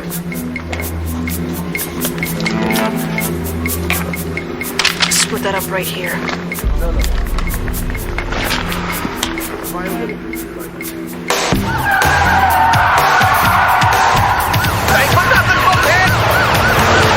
It's your package. This isn't Butch's paper. My sister always uses Butch's paper. It's your package. Are you sure this is the right package? I don't think it's my package. Take the package, lady. How can I help you?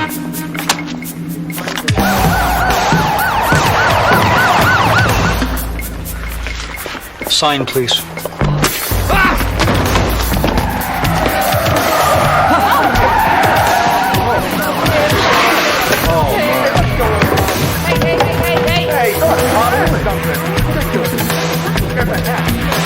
Which way? Find him! I'm here on an unofficial capacity. Do you mind if I... Not at all.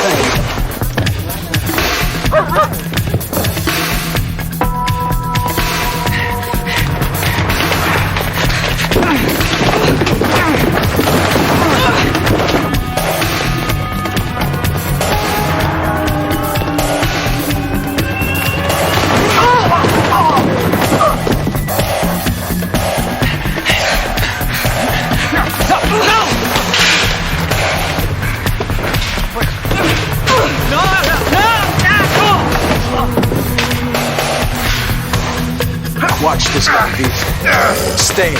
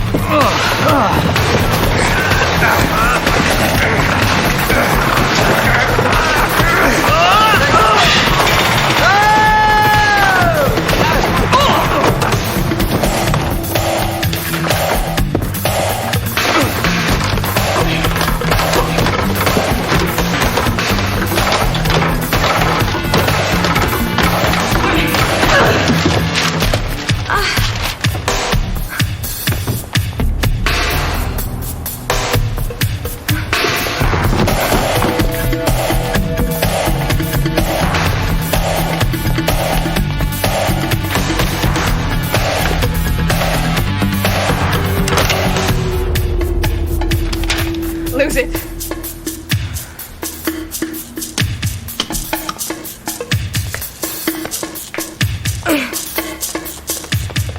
Don't move, Boy Scout. Back right off. You all right, Ray? I'm well, Frazier, and you? Dead in your tracks, right there. Take out the gun and drop it on the floor. Don't do it, Frazier. Take the shot. I'm afraid I'm not carrying a gun. Drop the gun. I honestly don't have one. Sharpshooter first class can take the head off a pin. He's right about that. Drop it or he takes you out. I would if I had a gun, Ray. Look, show me the gun! Well, we'd have to go back to my office. I do have this knife. Oh, that's good, Benny. Threaten her with your camping utensils. Can't afford to bluff, Ray. She's already shot one person. Drop it on the floor. Drop the belt, too. Are you sure you've thought this through, ma'am? Move over here slow. And pick up the bonds. I don't think you want me to do that. Pick them up! All right. But it's a mistake. You see, a bond is more than just a bankable note. It's an instrument of trust between two people, indicating a promise that must be honored. Much like the promise I made to uphold the law. So you see, the problem is, now that I have the bonds in my hands, I'm honor-bound not to give them to you. Give her the bonds, Frazier. I can't do that, Ray. You got 3 seconds and I shoot him. 1. I'm sorry, Ray. What do you mean, sorry? 2. Give her the damn bond. Can't do it. I'm walking out of here with them. That's it, he's dead! Sorry to hear that. Frazier! 3!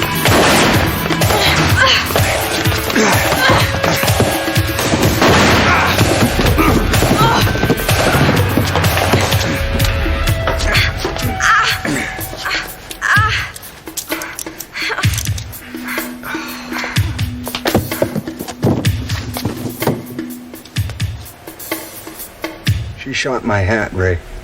She shot you in the hat? I could feel air coming in through the hole. She shot you in the hat, all right. How does it look? Doesn't look good. We'll have to go home and get my other one. We can do that, Frazier. Thanks, Ray.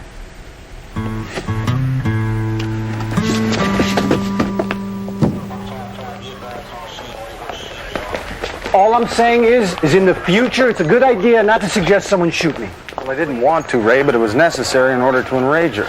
You wanted to enrage the person that had a gun to my neck? That was your strategy? I knew that if I kept at it, eventually I'd draw her fire and you'd get your shot.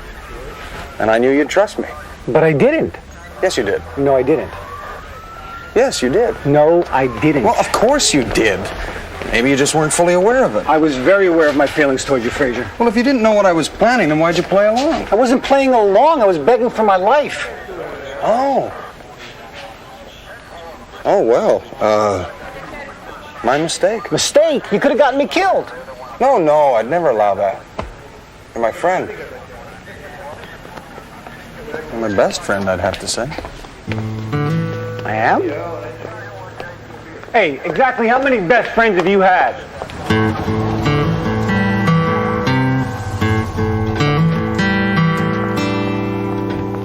Lane, you should have seen me. So I land on the conveyor belt, and this guy, he jumps on my back, and then suddenly... Frazier saves you. No, I flip the guy off. But then he grabs the crowbar, right, and he swings it at my head. Frazier grabs it.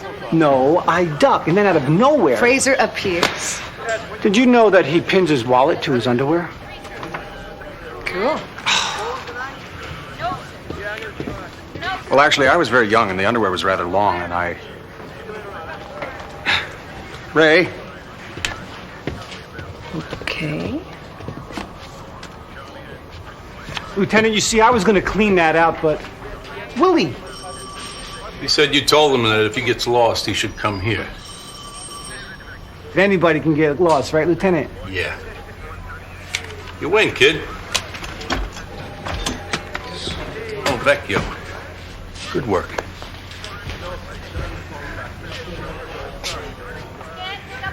You came back. If I didn't, you would have got in trouble, right? Right? I figured that's worth a 20. No question about it.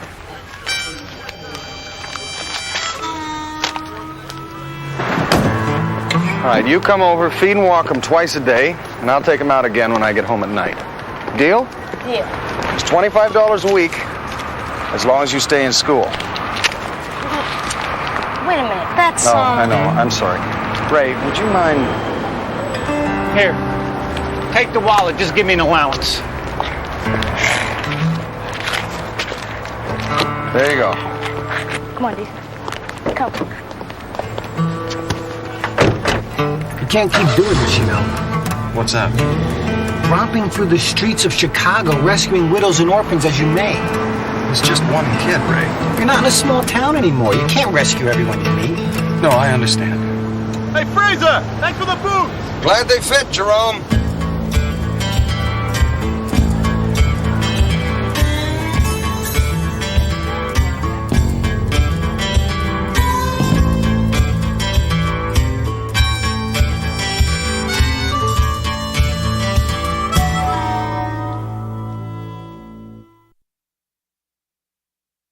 High winds, northern sky will carry you away. You know you have to leave here. You wish that you could stay. There's 4 directions on this map, but you're only going one way. Due south, that's the way I'm going.